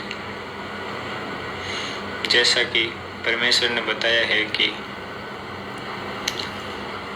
धर्मदास जी महाराज का पंथ 42 वंश, मतलब वंश है, वंश गादी 42 पीढ़ी तक चलेगी। परमेश्वर का ये वचन है धर्मदास को। आज वर्तमान में 13वीं या 14वीं धर्मदास जी की वंश परंपरा के गादीपति श्री प्रकाश मुनि और श्री उदित मुनि नाम गादी पर बैठे हैं। तो भगत जी, दास की ये शंका है कि आने वाले समय में सिर्फ परमेश्वर का एक ही पंथ रहेगा, सिर्फ परमेश्वर का ही नाम रहेगा। दास को पता है कि परमेश्वर के अलावा कोई साहिब कहने का अधिकारी नहीं है। वह परमेश्वर खुद कबीर जी ही साहिब होते हैं और कोई महाराज या साहिब कहने का अधिकारी नहीं है। पर परमेश्वर ने धर्मदास जी को वचन दिया था कि धर्मदास जी की वंश 42 तक चलेगा। आज वर्तमान में 13वें 14वें कबीर पंथी दामा खेड़ वाले हैं प्रकाश मुनि। तो भगत जी आने वाले समय में ये पंथ सभी मिलकर परमेश्वर रामपाल जी भगवान के पंथ में मिल जाएंगे। तो फिर भगत जी अभी तो वर्तमान में 13वें 14वें पंथ में तो भगत जी 42 पीढ़ी तक फिर ये वंश कैसे चलेगा। भगत जी दास की ये शंका थी। परमेश्वर की रजत से आपको परमात्मा ने निमित्त बनाए हैं। तो भगत जी दास की शंका का समाधान कीजिए। सच्चाई भाई और बहनों, हमारे भगत भाई की शंका है कि 650 साल पहले जब कबीर परमेश्वर जी आए थे, धर्मदास जी को अपनी शरण में लिया था और धर्मदास जी को परमात्मा ने 42 पीढ़ी तक उसका वंश चलेगा, ऐसा परमात्मा ने उनको आशीर्वाद दिया था। तो भगत जी की अब शंका ये है, भगत जी को टेंशन ये हो गई कि अगर परमात्मा ने धर्मदास जी को 42 पीढ़ी का आशीर्वाद दिया था तो वर्तमान में तो धर्मदास जी की 13वीं या 14वीं पीढ़ी चल रही है। और जिस हिसाब से आज परमात्मा धरती पे आ चुके हैं संत रामपाल जी के रूप में, और आने वाले कुछ ही वर्षों में पूरी पृथ्वी पे परमेश्वर का साम्राज्य होगा, परमेश्वर का एक ज्ञान होगा, परमेश्वर का एक नाम होगा, एक ही पंथ होगा। तो धर्मदास जी की तो 15वीं पीढ़ी भी ढंग से मेहनताई नहीं कर पाएगी और समाप्त हो जाएगा उनका सारा सिस्टम। परमात्मा का ही राज चलेगा, परमात्मा का ही ज्ञान चलेगा। तो धर्मदास का जो पीढ़ी वालों का जो ज्ञान है, जो मेहनताई है, वो तो बंद हो जाएगी। जबकि परमात्मा ने तो 42 पीढ़ी तक के लिए बोल रखा है। तो फिर आगे की पीढ़ियां मेहनताई करेंगी या नहीं करेंगी, ये परमात्मा का वचन तो फेल नहीं हो रहा है, क्योंकि 42 पीढ़ी के लिए कहा था, जबकि अभी तो 13वीं या 14वीं पीढ़ी चल रही है। और कुछ ही दिनों में संत रामपाल जी भगवान पूरे विश्व में छा जाएंगे। ये दामा खेड़ा, रांजड़ी, प्रकाश मुनि, ये उदित मुनि, सबका नामो निशान ज्ञान आधार से मिट जाएगा। तो ये भगत जी को ये समझ में नहीं आ रहा। तो पुण्यात्माओं, वैसे तो सतगुरुदेव जी सत्संगों में बार बार कहते हैं कि पुण्यात्माओं, यदि सत्संग सुनते सुनते मन में कोई खरपतवार पैदा हो जाए, कोई शंका यदि तुम्हारे को घेर ले, तो टेंशन नहीं लेनी चाहिए। निसंशय होकर अपनी भक्ति करते रहो, परमात्मा से प्रार्थना करो, सत्संग सुनते रहो। सत्संग में ही कभी न कभी वो अंतर्यामी परमात्मा तुम्हारी शंका का समाधान जरूर करेगा। लेकिन अब हमारे भगत भाई बहनों को इतना धैर्य नहीं, इतना संतोष भी नहीं है, और वो टेंशन भी उनको इतनी ज़्यादा हो जाती है कि आगे वो सत्संग भी ध्यान से नहीं सुन पाते हैं, उस टेंशन के चलते कि कहीं गुरुजी के वचनों में कोई दोष पैदा ना हो जाए। इसके लिए परमात्मा ने ये 7 संगतियाँ रखवाई हैं। हम जैसे 2 कोटि के जीवों को परमात्मा ने ज्ञान आधार से भाई बहनों की शंका समाधान के लिए निमित्त बनाया है। तो वैसे तो ये कॉमन सेंस की बात है, कोई ऐसी बड़ी कोई शंका नहीं है। देखिए भगत जी, दास आपको गुरुजी का सत्संग भी सुनाएगा, लेकिन उससे पहले दास आपको मौखिक बता देता है। जैसे आज दिन में दास ने आपकी ये शंका सुनी, तो दास को तो साथ के साथ में ही सतगुरुदेव जी ने दया कर दी थी। दास को तो मालिक ने समझा दिया था कि बेटा इसका ये समाधान है, भाई को इस प्रकार से समझा। लेकिन दास ने सोचा कि हो सकता है मेरे शब्दों से आपको पूर्णतया संतुष्टि ना हो, इसके लिए परमात्मा का एक सत्संग भी मुझे मिल गया दिन में, वो भी दास आपको सुना देगा। यदि आपने गुरुदेव के सत्संग सुने हो, धर्मदास को 42 पीढ़ी का आशीर्वाद देने वाला, तो गुरुदेव ने ये नहीं कहा किसी भी सत्संग में, गुरुजी ने किसी भी सत्संग में ये नहीं कहा कि उस कबीर परमेश्वर ने धर्मदास को 42 पीढ़ी तक मेहनताई का आशीर्वाद दिया था, या 42 पीढ़ी तक गद्दी संभालने का आदेश दिया था, या 42 पीढ़ी तक ये गुरुवाई करने का आदेश दिया था। नहीं, परमात्मा ने 42 पीढ़ी तक उनको गद्दी संभालने का, मेहनताई करने का या गुरुवाई करने का आदेश नहीं दिया, आशीर्वाद नहीं दिया।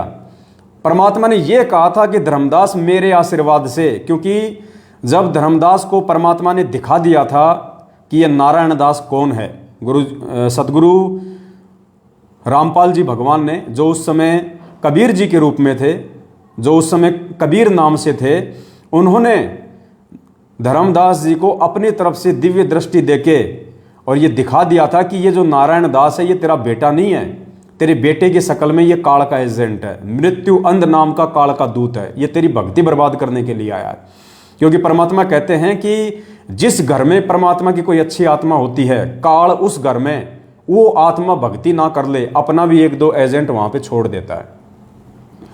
तो जब धर्मदास जी को परमात्मा ने दिखाया कि ये तो काल का दूत है, उसके लंबे लंबे दांत, चौड़ा चौड़ा माथा और काला कलूटा चेहरा, तो धर्मदास की तो आंखें फटी की फटी रह गई।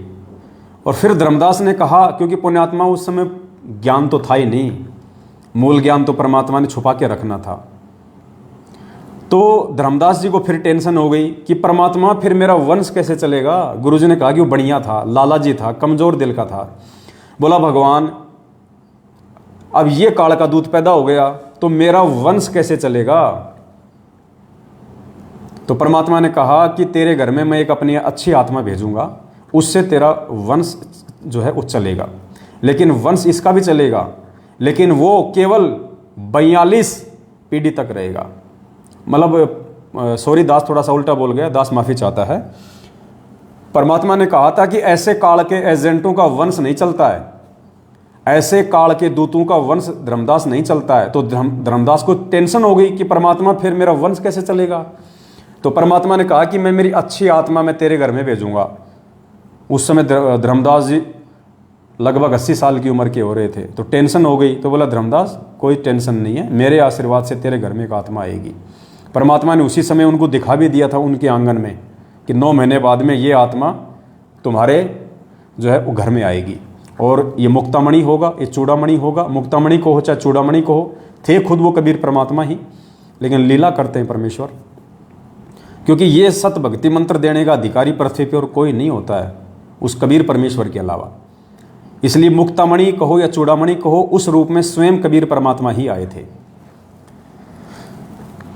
तो कहा धर्मदास मेरी उस आत्मा के माध्यम से तेरी 42 पीढ़ी चलेंगी, यानी मैं तुझे 42 पीढ़ी तक के वंश का आशीर्वाद देता हूं। परमात्मा ने कहा था कि 42 पीढ़ी तक तेरा वंश चलेगा।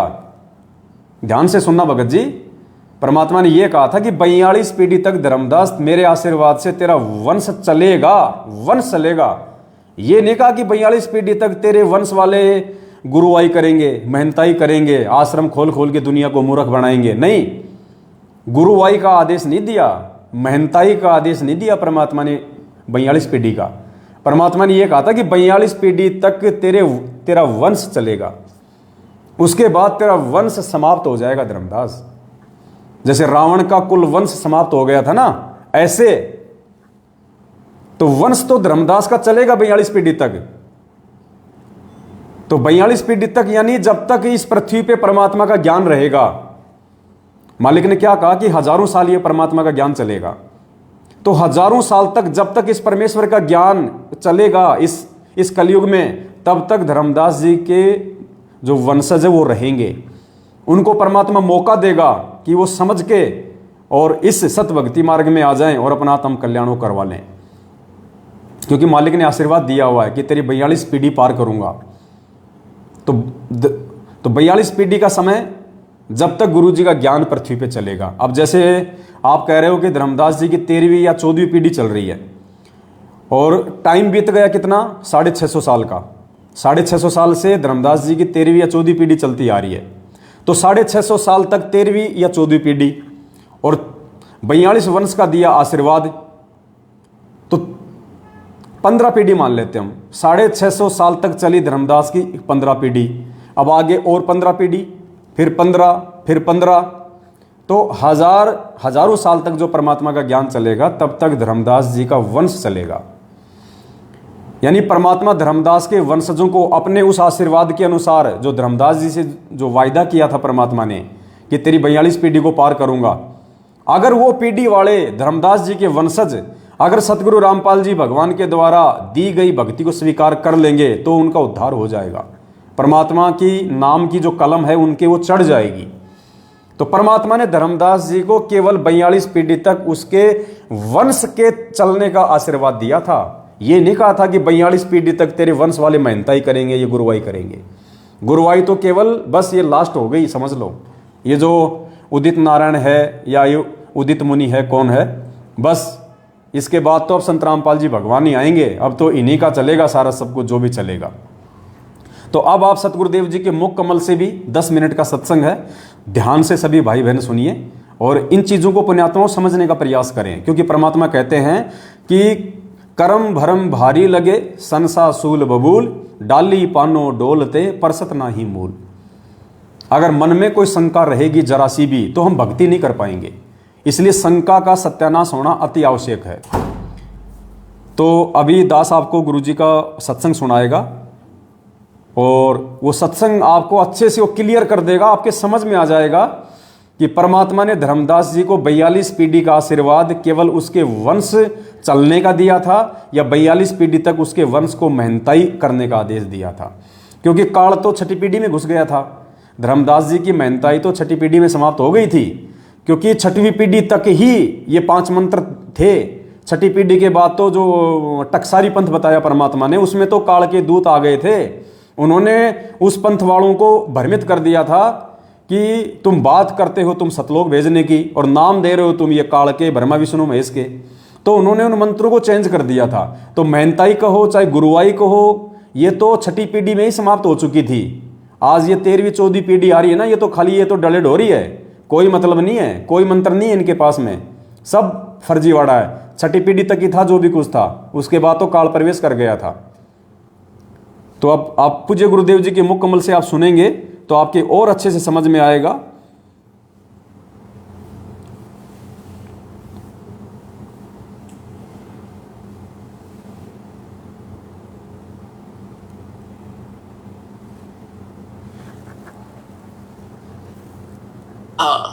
ये भाई अभी ये मूल मंत्र और मूल ज्ञान, ये सार नाम अपने परिवार को भी मत बताना। अब धर्मदास जी को चिंता बनी। धर्मदास जी ने कहा, चिंता बनी कि हे भगवान, मेरे को आपने 42 वंश का आशीर्वाद दे दिया। क्योंकि धर्मदास जी एक अच्छी आत्मा थे, लेकिन संसार के व्यवहार में वो घनाग्रस्त था। पहले उनको एक पुत्र था नारायण दास, और नारायण दास निकम्मा था, काल का दूत था। उसने परमात्मा के ज्ञान को ग्रहण नहीं किया, एक भी वचन सुना नहीं, उठकर चला जाता था। तो धर्मदास जी को ये चिंता बनी, परमात्मा ने बताया। धर्मदास जी ने कहा कि भगवान आप तो समर्थ हैं, मेरे पुत्र को शरण में ले लो, इकलौता पुत्र है, काल के हाथों चढ़ जाएगा, इसका जीवन नाश हो जाएगा। तो परमात्मा ने कहा, धर्मदास ये खुद ही काल का दूत है, तेरे घर पर भेज दिया। क्योंकि काल को पता था आप एक अच्छी आत्मा हो, और अच्छी आत्मा के घर पर एकादा ऐसा व्यक्ति कोई कारण बनाकर काल भेज ही देता है। तो परमात्मा ने लास्ट में अपनी दिव्य दृष्टि देकर धर्मदास जी को उसके पुत्र नारायण दास की वास्तविकता दिखा दी। विकराल चेहरा, लंबे लंबे दांत, ओछा माथा। तो परमात्मा ने कहा कि ये दूत आया हुआ है, काल का स्पेशल भेजा हुआ है तेरे को, तेरी भक्ति नाश करने के लिए। इस बात से धर्मदास चिंतित हो गया कि हे भगवान, ये तो सचमुच, ये तो लड़के के कवर में मेरा दुश्मन बैठा है। फिर उसको चिंता हुई कि हे भगवान, 82 साल की उम्र होगी और अब क्या होगा। अरे ये तो काल का वंश चल गया मेरे से और पाप का भागी हो गया मैं। तो परमात्मा ने कहा कि ऐसे व्यक्ति का वंश नहीं चला करता। तो परमात्मा बोले, जी इसका नहीं चलेगा तो मेरा भी वंश नाश हो गया। हे भगवान, अब क्या होगा, मेरा क्या होगा, मेरा वंश कैसे चलेगा। तो परमेश्वर ने कहा कि तू चिंता ना करे, तेरे को 42 पीढ़ी दे दी मैंने, तेरा 42 पीढ़ी तक वंश चलेगा। वंश चलेगा। तब धर्मदास जी कहने लगे इस काल का वंश चलेगा भगवान, इससे अच्छा तो ना चले। यो लोग परमात्मा बोले नहीं, मैं और तेरे को एक पुत्र दूंगा, उससे तेरे 42 पीढ़ी वंश चलेगा। ये अब इन्होंने गलत व्याख्या कर रखी है कबीर पंथी जो दामा खेड़ा वालों ने एक भ्रमणा फैला रखी है कि जो दामा खेड़ा की गद्दी से नाम लेगा उसका ही मोक्ष होगा। कबीर साहब ने 42 पीढ़ी को आशीर्वाद दे रखा है, 42 पीढ़ी को नाम देने का आशीर्वाद भी दे रखा। धर्मदास की चिंता मिटाने के लिए ये कहा था कि तेरे को 42 पीढ़ी का वंश दे दिया, तेरा वंश चलेगा और मोक्ष उसका होगा जो सत भक्ति करेगा, पूरे संत जो मेरे अधिकारी संत से लेगा। तो फिर उसको 10 महीने के बाद एक चूड़ामणि उर्फ मुक्तामणि नाम का एक पुत्र उसकी पत्नी से जन्म हुआ परमात्मा के आशीर्वाद से। उनसे फिर उनकी ये 42 वंश चले। फिर धर्मदास जी को चिंता हुई, परमात्मा ने कहा कि अपने वंशजों को भी ये मूल ज्ञान नहीं बताना, मूल मंत्र नहीं बताना, सार नाम नहीं देना। अब धर्मदास जी ने फिर कलेजा पकड़ लिया और बैठ गया चिंता करके। परमात्मा बोले क्या बात होगी भक्त? कहने लगे भक्त क्या बताऊं गुरु जी, क्या बताऊं भगवान, आपने तो ऐसी प्रतिज्ञा करा दी कि मेरे वंशजों को भी नाम नहीं देना, सार नाम नहीं देना, सार नाम बिन मुक्ति नहीं हो सकते, सतनाम भी नहीं बताना। आप कह रहे हो कि पहला मंत्र देना, इनका मुक्ति क्यों करोगी भगवान है। तब परमात्मा लाला जी था वो सेठ धर्मदास जी, बनिए के घर जन्म था उसका, वैश्य था। अब टोटे नपे को गणासी घर समझा था वो, तो उसको चिंता बन गई, मैं भगवान वश तो दे दिया, अपने इनका पुलिस पार क्यों करोगे। तब परमात्मा ने कहा कि तू चिंता ना करे। जब कलयुग के अंदर आगे चल के धर्मदास में एक भक्ति समय आएगा और उस समय सभी पार होंगे और मैं फिर आऊंगा और तेरे वंशजों को जो मंत्र दे दिया और ये मेरी वाणी पढ़ते रहेंगे ज्ञान यज्ञ, इससे भी मानव शरीर प्राप्त हो जाते हैं, लेकिन मोक्ष नहीं होगा। तो आप ये प्रथम मंत्र अपने वंशजों को, तेरे वंशजों को प्रथम मंत्र देंगे और ये वाणी मेरी वाणी का पाठ करते रहेंगे, इससे इनको मानव शरीर प्राप्त होते रहेंगे। तो धर्मदास जी ने कहा जी फिर मानव शरीर का क्या बनेगा? जब सार नाम नहीं मिला, सतनाम नहीं मिला था, वो ज्ञान से परिचित हो चुका था वो। तब परमात्मा ने कहा कि आगे चल के जब ये भक्ति युग शुरू होगा तब मैं फिर आऊंगा। आज आ गए और फिर तो सारी सृष्टि को पार करूंगा, तेरे बच्चे भी पार होंगे, तेरे वंशज भी पार होंगे।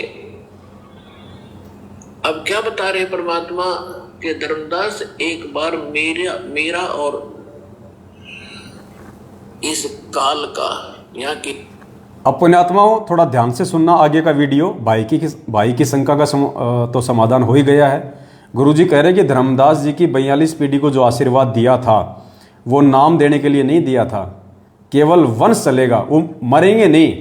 42 पीढ़ी तक तेरे पोता पोती पड़पोती दड़पोती सड़पोती नड़नोती वो होते रहेंगे। 42 पीढ़ी तक तेरा वंश चलेगा, उसके बाद तेरा वंश समाप्त हो जाएगा।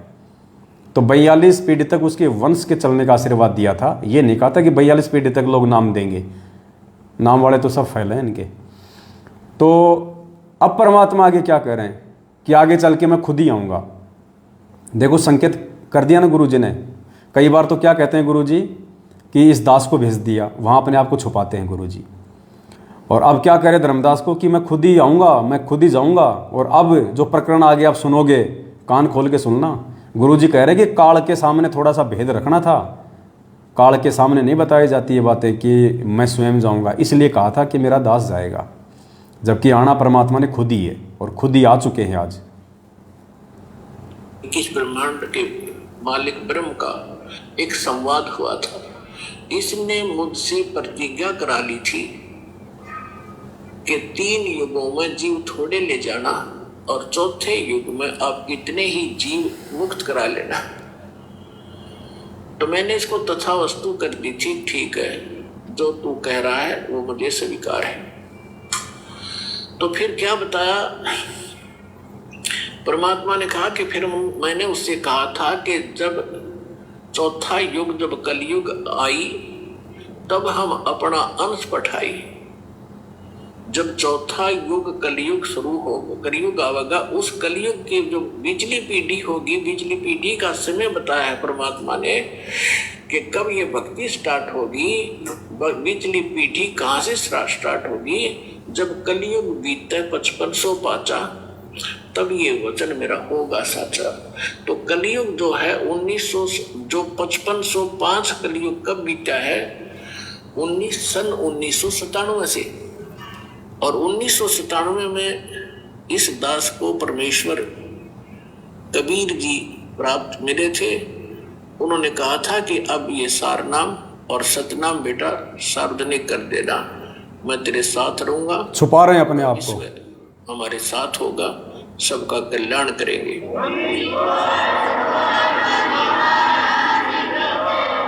तो परमात्मा ने धर्मदास जी से कहा था कि धर्मदास के काल से मेरी वार्ता हुई थी, तब मैंने काल से कहा था कि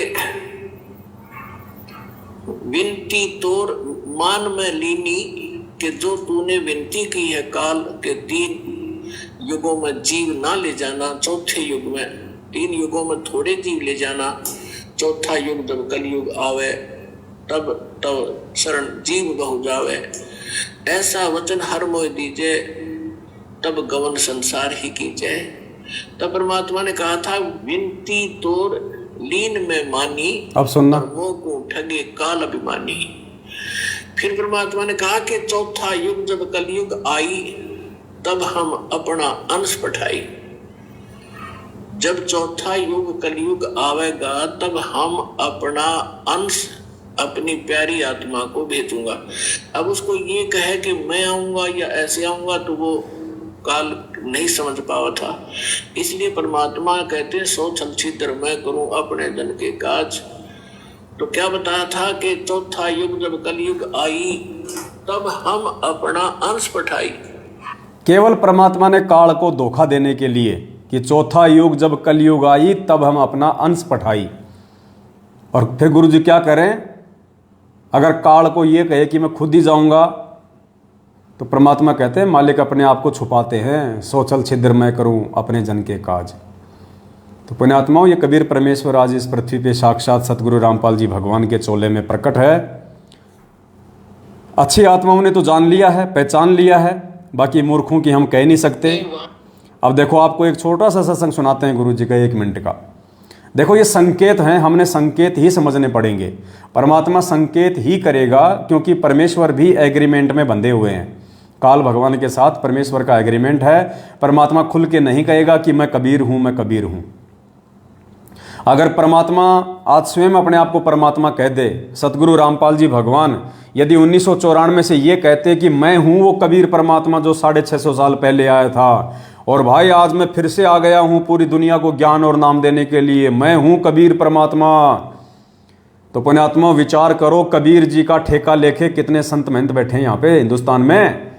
सैकड़ों की संख्या में लोगों ने कबीर आश्रम खोल रखे हैं। धर्मदास की जो गद्दी वाले उन्होंने ठेका ले रखा है कि कबीर जी तो हमारे हैं, हम हैं उनके उत्तराधिकारी।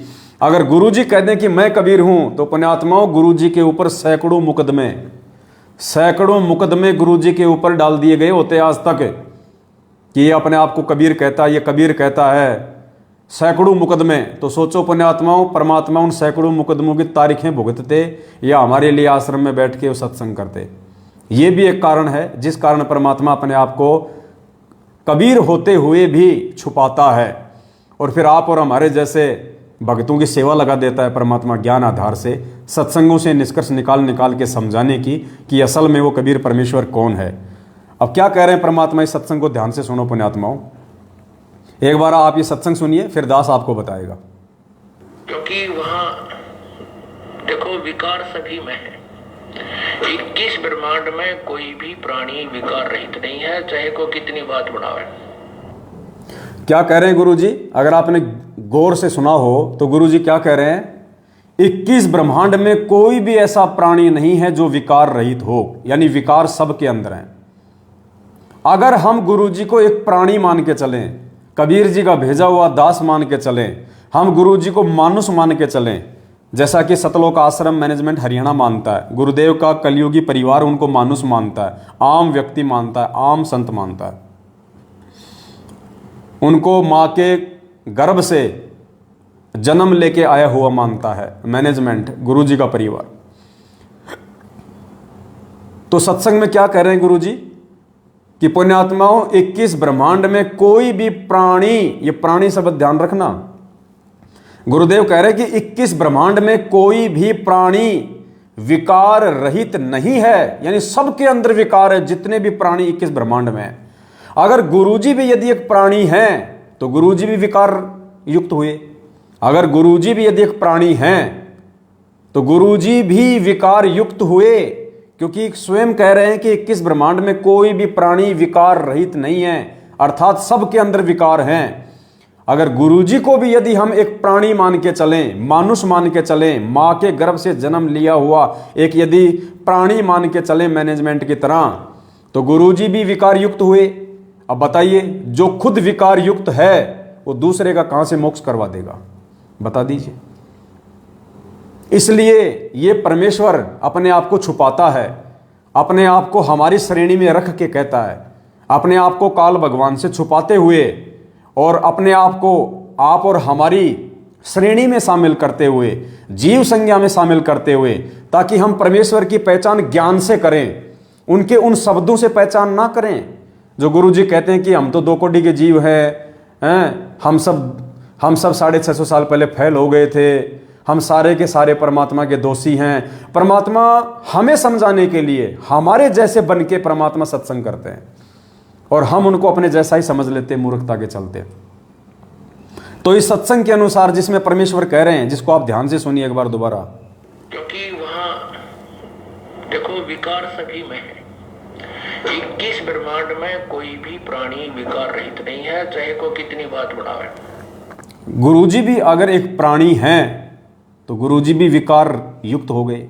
अब बताओ, जो स्वयं विकार युक्त है वो हमारे विकारों को कहां से छुड़वा देगा? वो हमें सतलोक कहां से पहुंचा देगा? हमें पार कहां से करवा देगा? इसलिए पुण्यात्माओं, ये परमात्मा है, ये सारी सृष्टि का रचनहार है, ये बंदी छोड़ कबीर परमेश्वर हैं, ये जगत गुरु हैं, जगत के दाता हैं, ये जगदीश हैं, तीनों लोकों में प्रवेश करके सबका भरण पोषण करने वाले ये पूर्ण परमात्मा हैं, कबीर देव हैं। और इस बात को केवल वही आत्मा जान पाएंगी, पहचान पाएंगी जो इस परमेश्वर के वर्तमान में असली मोक्ष के अधिकारी होंगे, बाकी नहीं जान पाएंगे। परमात्मा भीड़ के लिए नहीं आता, परमात्मा यहाँ पे कबाड़ को इकट्ठा करने नहीं आता। परमात्मा कहते हैं, गोता मारूं स्वर्ग में, जा बैठूं पाताल, गरीबदास ढूंढता फिरूं अपने हीरे मोती लाल। तो पुण्यात्माओं, ये जो समय है वर्तमान में जो परमात्मा ने आप और हमें दिया है, बहुत अनमोल समय है। इस समय का कोई वार एंड पार नहीं है। और जो व्यक्ति इस समय को चूक गया, इस समय को चूकने का मतलब अपने गुरुजी को मानुष मान के, जो अपने गुरुजी को अपने जैसा मानुष मान के, जो गरीबदास जी भी कहते हैं कि गुरु को मानुष जो गिने और चरणामृत को पान, ते नर नरक में जाएंगे, जन्म जन्म बने समान। कुत्ते बनेंगे वो कुत्ते बनेंगे जो अपने गुरुजी को मानुष मानते हैं अपने जैसा, और उनके चरणों का चरणामृत भी पीते हैं। कहते हैं ऐसे भगत नाम लेने के बाद भी वो कुत्ते बनेंगे।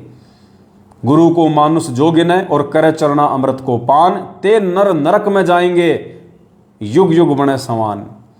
ये उन भक्तों के लिए कह रहे हैं गरीबदास जी महाराज कि उस तत्वदर्शी संत की शरण में आने के बाद, उस परमेश्वर की शरण में आने के बाद भी जो उनको अपने जैसा एक मानुष मानेगा, उनका जन्मदिन मनाएगा और भगवान किसी और को मानेगा और उनका चरणामृत भी पिएगा। कहते हैं ऐसे भगत नाम दीक्षा लेने के बाद भी, भक्ति करने के बाद भी वो नरक में जाएंगे और वो जन्म जन्म कुत्ते बनेंगे। तो पुण्यात्माओं, ये 90% जो संगत है वर्तमान में, देखो आगे अगर वो सुधर जाए तो बहुत अच्छी बात है, भविष्य का मुझे नहीं पता, लेकिन वर्तमान जो स्थिति है, सतलोक आश्रम मैनेजमेंट हरियाणा के पीछे जितने भी लोग लगे हुए हैं वो सब के सब लोग गुरुजी को मानुस मानते हैं।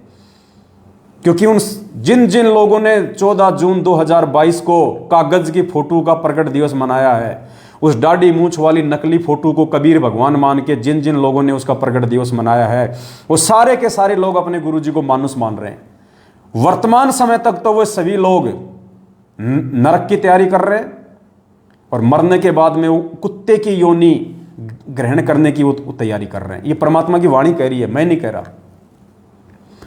यदि वो अपने गुरुजी को मानुस ना मानते, अपने गुरुजी को ही परमात्मा मानते, तो पुण्यात्मा परमात्मा तो जेल में बैठे हैं।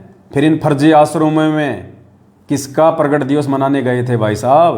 किसका? वो देशराज जैसे मूतनाथ लोगों के पीछे लग के किसका प्रकट दिवस मनाने गए थे? संजीव हुड्डा, स्टेट कोऑर्डिनेटर उत्तर प्रदेश, भक्तों को रंडी के बीज की गाड़ियां देने वाले लोगों के पीछे चल के शामली आश्रम में, धुरी आश्रम में, मुंडका आश्रम में, सिंहपुरा आश्रम में, भिवानी आश्रम में, जींद आश्रम में, बैतूल आश्रम में, इंदौर आश्रम में, सोजत आश्रम में, जितने भी ये पत्थर के खंडर खड़े कर रखे हैं फर्जी आश्रम, कौन से बाप का प्रकट दिवस मनाने गए थे? तुम्हारे भी 2-2 बाप हैं क्या? अरे भगतो, 2-2 बाप बना लिए तुमने हैं? 8 सितंबर को तो सतगुरु रामपाल जी को बाप बना लेते हो, जून के महीने में उस कागज की फोटो को अपना बाप बना लेते हो। बताओ ये व्यभिचारणी भक्ति क्यों कर रहे हो भाई?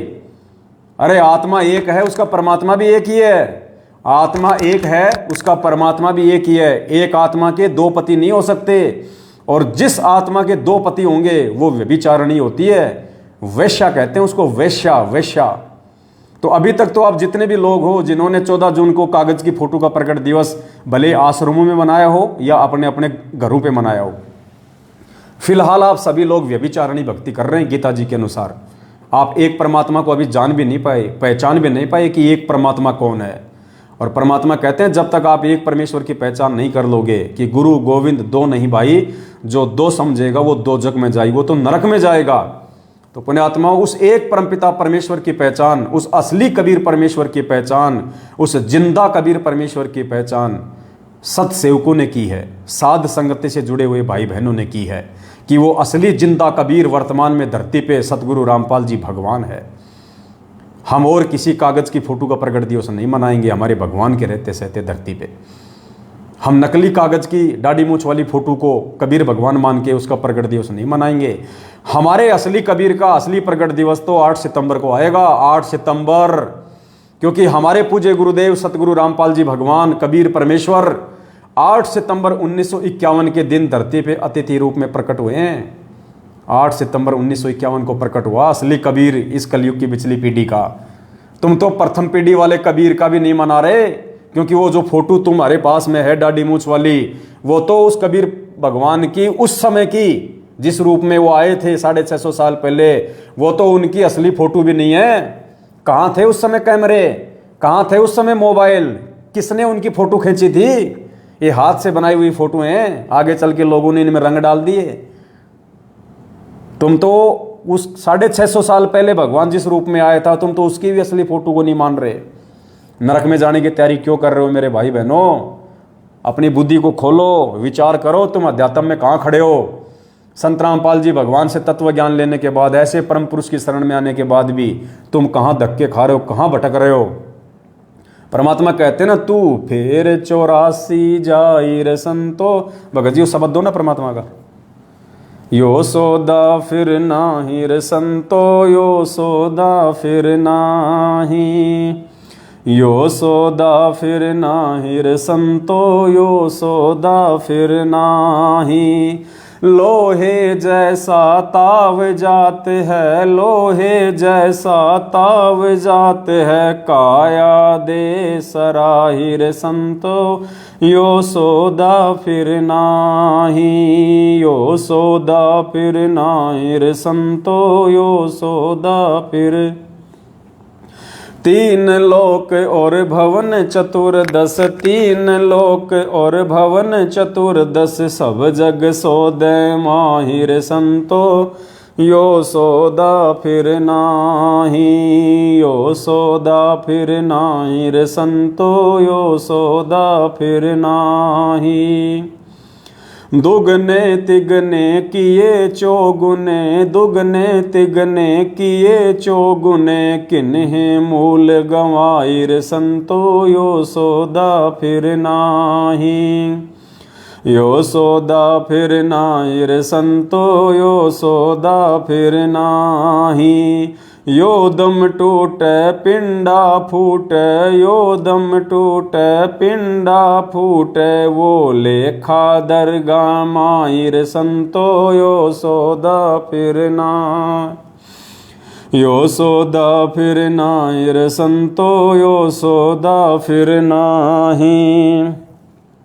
उस दरगाह में मार पड़ेगी, उस दरगाह में मार पड़ेगी, जम पकड़ेंगे बाहिर संतो, यो सौदा फिर नाही, यो सौदा फिर नाही रे संतो, यो सौदा फिर नाही। जा दिन की मोहे डर नी लागे, जा दिन की मोहे डर नी लागे, लज्जा रे अकनाई रे संतो, यो सौदा फिर नाही, यो सौदा फिर नाही रे संतो, यो सौदा फिर नाही। अब क्या कह रहे हैं परमात्मा, ध्यान से सुनिए। नर नारायण दे पाय कर, नर नारायण दे पाय कर, तू फिर 84 में जाई रे संतो, यो सौदा फिर, तू फिर 84 में जाई रे संतो, यो सौदा फिर नाही। परमात्मा कहते नर नारायण दे पाय कर, तू फिर 84 में जाई। तो पुण्यात्माओं, ये नर नारायण दे प्राप्त करके और सतगुरु रामपाल जी भगवान उस नारायण की शरण प्राप्त करके और इतना ज्ञान लेके उस एक परमात्मा की पहचान ना करके और असली जिंदा कबीर सतगुरु रामपाल जी भगवान के प्रकट होते सहते और अपनी मूर्खता के चलते, अपनी ना समझी, अपनी अज्ञानता के चलते उस कागज की फोटो को, दाढ़ी मूछ वाली फोटो को कबीर परमात्मा मान के तुम उसको भगवान मान रहे हो, उसको भोग लगा रहे हो, तुम उसका प्रकट दिवस मना रहे हो। कहते हैं तू फिर 84 में जाई रे संतो, यो सौदा फिर नहीं। तो पुण्यात्मा दास की प्रार्थना है सभी भाई बहनों से, बाद में रोगे लेकिन ये समय वापस मुड़ के नहीं आएगा, ये समय वापस मुड़ के नहीं आएगा। ये सात संगति की वीडियो परमात्मा आने वाली आत्माओं के लिए बनवा रहे हैं, जो हजारों साल ये मार्ग चलेगा परमात्मा का। जब तक गुरुदेव के सत्संग चलेंगे, जब तक ये साइंस चलेगी, ये यूट्यूब चलेगा, तब तक ये सात संगति की वीडियो चलेंगे, ये शंका समाधान के वीडियो चलेंगे। क्योंकि माँ के पेट से जन्म लेते ही आदमी इस ज्ञान को नहीं समझ लेगा। जैसे हम लोगों ने धीरे धीरे समझा, ऐसे ही बाकी के लोग धीरे धीरे समझेंगे। तो ये वीडियो परमेश्वर के सत्संगों के पीछे पीछे चलेंगे शंका समाधान के लिए।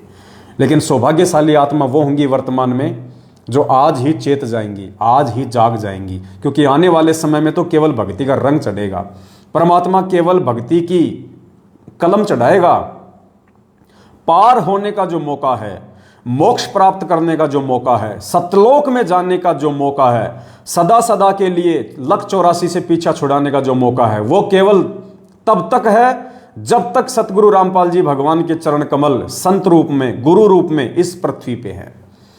और उनके रहते सहते जिन जिन आत्माओं ने सतगुरु रामपाल जी भगवान से नाम दीक्षा ले ली और आजीवन मर्यादा में रह के भक्ति करेंगे, केवल पुण्यात्माओं उन्हीं आत्माओं का मोक्ष संभव है, अन्यथा मोक्ष नहीं है। गुरुदेव के जाने के बाद केवल भक्ति का रंग चढ़ेगा, केवल भक्ति की कलम चढ़ेगी, नई आत्माओं में भक्ति का बीज डलेगा, पार नहीं होंगे। अरे जब आज गुरु जी के रहते सहते हम पार नहीं हो पाएंगे तो गुरु जी के जाने के बाद कहां से पार हो जाएंगे। स्कूल में कोई बच्चा टीचर के रहते सहते पढ़ाई नहीं कर रहा है तो टीचर के जाने के बाद क्या खाक डिसिप्लिन में रहेगा, क्या खाक वो पढ़ाई करेगा। तो पुण्यात्माओं, आप और हमने समझना है, सत्सेवक भाई बहनों ने, ये सारी की सारी मेहनत जो परमात्मा जी 27 साल से कर रहे हैं और 7 साल से हम जैसे 2 कोटि के जीवों को निमित्त बना के परमात्मा दिन रात ये सात संगति की वीडियो बनवा के जगह जगह जाके इन काल एजेंटों से छुप छुपा के हम जो साथ संगतियां कर रहे हैं, ताकि वहां जाके वीडियो बने, गुरुजी को भोग लगे, वीडियो बने, वो वीडियो फिर लाखों आत्माओं तक जाए। ये मेहनत सिर्फ और सिर्फ परमात्मा आप और हम जैसे हीरे मोती लालों के लिए करवा रहा है। आप और हम जैसी परमात्मा की विशेष आत्माओं के लिए, पुण्यात्माओं, ये मेहनत हो रही है इतनी। आज गुरुदेव जो हिसार जेल में बैठे हैं ना, ये देश राज जैसे मुंह में मूतने वाले लोगों के लिए नहीं कर रहा परमात्मा। संजीव हुड्डा जैसे लोगों के लिए, जो भक्तों को रंडी का बीज बोलते हैं, गालियां निकालते हैं स्टेट कोऑर्डिनेटर होने के बाद भी, ऐसे लोगों के लिए परमात्मा मेहनत नहीं कर रहा। परमात्मा जो ये दुख उठा रहा, आज जो ये हिसार जेल में बैठ के जो कष्ट उठा रहे हैं, ये कष्ट वो परमेश्वर आप और हमारे जैसे भक्तों के लिए उठा रहे हैं कि मेरे ये बच्चे हैं जो मेरे ज्ञान पे चल रहे हैं, मेरे वचन पे चल रहे हैं। इनकी गर्दन कट सकती है लेकिन मेरे बच्चे मेरे वचन से पीछे नहीं हट सकते। ये सीता की तरह नहीं है जो राम के कहने के बाद भी लक्ष्मण रेखा को लांघ जाएगी। ये मेरे वो सपूत हैं, ये मेरे वो सतसेवक बच्चे हैं, ये मेरे वो हंस हैं पिछली पीढ़ी के, जिनके लिए मैं चारों युगों से यहाँ पे दुख उठा रहा हूँ, परेशानियाँ उठा रहा हूँ, बार बार इस गंदे लोक में आता हूँ मैं। तो पुण्यात्माओं, परमात्मा ने यदि आप और हम जैसे 2 कोटि के जीवों पे इतना बड़ा विश्वास किया है, तो पुण्यात्माओं दृढ़ संकल्प कर लो कि हे परमपिता परमात्मा सतगुरु रामपाल जी भगवान, चाहे आपके दास और दासियों की चाहे गर्दन धड़ से अलग हो जाए परमात्मा, हम समय आने पे आग में कूदने से भी पीछे नहीं हटेंगे, हम जहर पीने से भी पीछे नहीं हटेंगे, हम 100 मंजिल की बिल्डिंग से आंख बंद करके आपके नाम के ऊपर विश्वास करके छलांग मारने से भी पीछे नहीं हटेंगे परमेश्वर। बस आप अपना आशीर्वाद हम 2 कोटि के जीवों पे बनाए रखना परमात्मा, हमें आप जी भ्रमित ना होने देना परमात्मा। हम अपनी तरफ से पूरी कोशिश करेंगे, लेकिन मालिक बिना आपके आशीर्वाद के, बिना आपकी विशेष मेहर के परमात्मा हम भी भक्ति मार्ग पे नहीं चल पाएंगे। तो पुण्यात्माओं, हमने भी परमात्मा को दृढ़ विश्वास दिलाना है। अगर परमात्मा ने हमारे ऊपर दृढ़ विश्वास किया है, तो हमने भी अपने पूज्य गुरुदेव जी के दृढ़ विश्वास दिलाना है। हमने 650 साल पहले की तरह इस कबीर भगवान को दुखी नहीं करना। जैसे 650 साल पहले मगर में वीर सिंह बघेल और बिजली खान पठान दोनों सेना लेके आमने सामने खड़े हो गए थे, मरने मारने के लिए खड़े हो गए थे कि एक बार ये कबीर जी यहाँ से शरीर छोड़ के चला जाए, फिर देखते हैं इनकी बॉडी को कौन लेगा। तो पुण्यात्माओं, आज भूमिका तो काल ने वही बना दी। एक तरफ तो ये सतलोक आश्रम मैनेजमेंट हरियाणा को ये बिजली खान पठान बना के खड़ा कर दिया, और दूसरी तरफ वो चाह रहा था कि ये जो सतसेवक हैं ये वीर सिंह बघेल बन जाए, लेकिन काल भगवान की चाल सफल नहीं हो पाई। हम वीर सिंह बघेल नहीं बन पाए। हम तो परमात्मा के हंस बन के ही रहेंगे, हम तो परमात्मा के बच्चे बन के रहेंगे, परमात्मा के हीरे मोतीलाल बन के रहेंगे। हम वो गलती नहीं करेंगे जो गलती 650 साल पहले वीर सिंह बघेल कर गया, गुरु को मानुस मान के। जो गलती बिजली खान पठान कर गया, गुरु को मानुस मान के। जो गलती 64 लाख शिष्य कर गए, नानक जैसे कर गए, मीरा जैसी कर गए, धन्ना जैसे कर गए, अर्जुन सरजुन जैसे कर गए, वो गलती अब हम नहीं करेंगे, क्योंकि ये पिछली पीढ़ी है। और भगवान ने यदि हमारे ऊपर विश्वास करके अनमोल इतना ज्ञान दिया, ठोक के, चारों वेद, 6 शास्त्र, 18 पुराण, गीता जी, महाभारत, कुरान पुराण सब कुछ परमात्मा ने पढ़ा दिया है। अक्षर ज्ञान दिया भगवान ने, पिछली पीढ़ी में मानव जन्म दिया, आशीर्वाद दिया, अपना तत्व ज्ञान दिया। तो पुण्यात्माओं, अब भी यदि हम गोबर खाएंगे, गोबर खाने का मतलब मैनेजमेंट के पीछे लग के राजनीति करेंगे, देह दान करेंगे, रक्तदान करेंगे, इन कुपात्रों को ज्योति दान और पाठ का पैसा देंगे, इनके कहने पे गुंडों की सीबीआई जांच करवाएंगे, इनके कहने पे इन फर्जी आश्रमों में जाएंगे और ये कुत्ता लड़ाई में शामिल होंगे, तो फिर हम भाई हम गोबर खा रहे हैं। फिर हम परमात्मा का सत्संग रूपी वो अमृत दूध का पान नहीं कर रहे, हम इन फर्जी लोगों के पीछे लग के गोबर खा रहे हैं। तो पुण्यात्माओं, गोबर खाने वालों को गोबर मुबारक, और हम जैसे भाई बहनों को परमात्मा का अमृत ज्ञान मुबारक। तो दया परमपिता परमात्मा की। पुण्यात्माओं, भगवान प्रसन्न करना है अब की बार। वो एक गाना आता था ना पहले हिंदी फिल्मों में, मैंने यार मनाना नहीं, मैनू यार मनाना नहीं, चाहे लोग बोलियां बोले। तो बताओ, वो 2 कोड़ी के वो फिल्मकार एक गाना बनाते हैं कि मैनू यार मनाना, चाहे लोग बोलियां बोले, दुनिया चाहे कुछ भी कहे, मैंने तो मेरे यार को मैंने प्रसन्न रखना है। तो हमारा यार सतगुरु रामपाल जी भगवान है। यार यानी परमपिता परमात्मा, वो पति, वो स्वामी। तो हमने तो अपना गुरु मनाना नहीं, चाहे संगत भेड़ चाल में चाले, हमने तो अपना गुरु मनाना नहीं, चाहे संगत भेड़ चाल में चाले। तो संगत मर रही है तो मरने दो, समझाना हमारा फर्ज है, और समझेगा वही, सब लोग नहीं समझ सकते पुण्यात्माओं। मालिक कहते हैं पिछले जन्म से होत है पूर्ण हंस मुराद। ये हर किसी के समझ में नहीं आ सकती ये बात। जब गुरु का सत्संग समझ में नहीं आ रहा 90% संगत को, तो पवन दास की वीडियो कहां से समझ में आ जाएंगे। तो ये समझ लीजिए परमात्मा ने उस गंदगी को रिजेक्ट कर दिया है। और पुण्यात्माओं, सौभाग्य क्या, डबल सौभाग्य, अहो भाग्य, परम भाग्य, जो परमात्मा ने आप और हम जैसे 2 कोटि के सत्सेवकों को यह ज्ञान समझा दिया। परमात्मा ने अपनी पहचान करवा दी कि बेटा असली कबीर मैं हूं, वो दाढ़ी मूंछ वाली फोटो कबीर नहीं है, असली कबीर मैं हूं। तो परमात्मा ने समझा दिया हमारे को। तो पुण्यात्माओं, अब भी यदि हम पीछे हटेंगे, देखो आने वाले समय में हो सकता है पुण्यात्माओं हमारी वो परीक्षा होगी, परमात्मा हमारे विश्वास की परीक्षा लेगा, हमारी दृढ़ता की परीक्षा लेगा कि वास्तव में मेरे बच्चे ने मुझे बाप माना कि नहीं माना, मुझे वास्तव में कबीर माना कि नहीं माना, या फालतू में 8 सितंबर को मेरा प्रकट दिवस मना रहे हैं।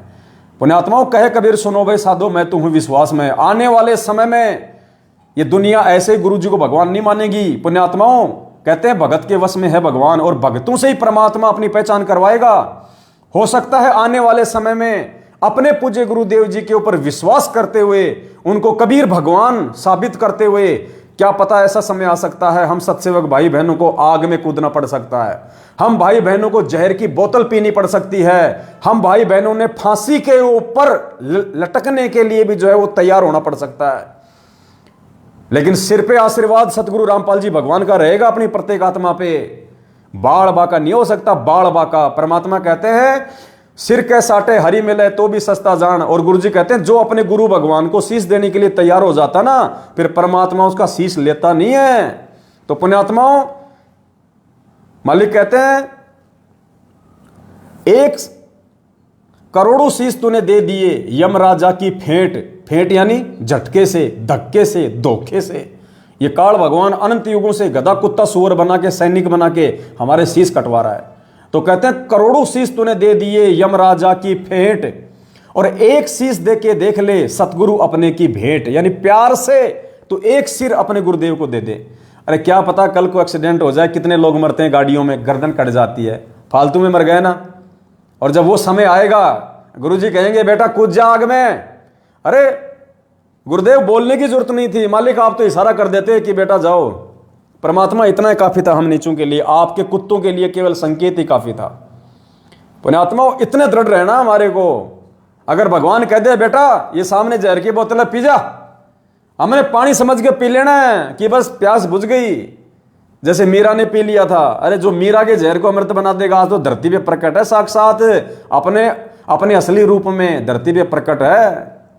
गुरु का वचन साध की संगत अजर अमर घर पावे, कहे कबीर सुनो रे गोरख हम सबको तत्व लखावे।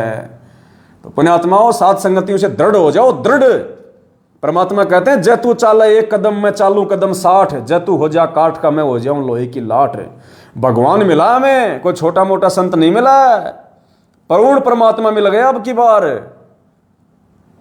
अहो भाग्य, लाखों साल तक ऋषि मुनि अपना शरीर गाड़ के मर गए तपस्या कर करके, काल ने भी दर्शन नहीं दिए, और यहां साक्षात परमात्मा आके खड़ा हो गया फ्री में।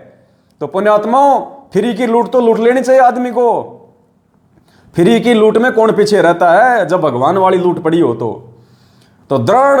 जिस दिन गुरु जी का संकेत हो जाए, या जिस दिन वो समय आ जाए हमारे गुरु जी पे कोई उंगली उठे और ऐसा कोई मैदान, कोई खेल का कोई मांड दे और कह दे कि आ जाओ, कौन कौन है जिनको अपने गुरुओं पे विश्वास है, दिखाओ यहां पे। पर सबसे पहले संत रामपाल जी भगवान के सत्सेवक आगे होने चाहिए। हाँ भाई आ गए हैं बंदी छोड़ पे विश्वास करके, बोलो जी क्या काम है बताओ, कूदो, ये कूदे, ये ले।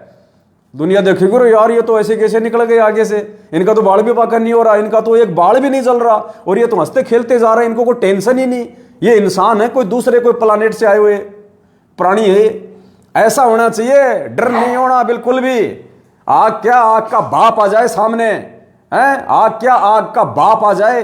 अरे मुस्लिम धर्म में बहुत सारे ऐसे पैगंबर हुए, आपने सुलेमान का नाम सुना होगा। सुलेमान, ऐसी परीक्षा थी उसकी आग में कूदने की, जलती हुई आग में कूदने की। वो पैगंबर था, आग में कूद गया अल्लाह पे विश्वास करके, परमात्मा पे विश्वास करके। जबकि आग उसको क्या कह रही थी, आग वो हवा, जब उसका आग में कूदने का समय आया ना तो हवा ने क्या कहा पता है, बोला तू मेरी शरण में आ जा, तू मेरी शरण में आ जा, मैं इस आग को अपनी तासीर से मैं इसको ठंडा कर दूंगी, तेरे को आंच भी नहीं आएगी। लेकिन सुलेमान ने कहा कि नहीं, मेरे अल्लाह का वचन है, मैं किसी और की शरण में नहीं आ सकता वरना मैं काफिर हो जाऊंगा।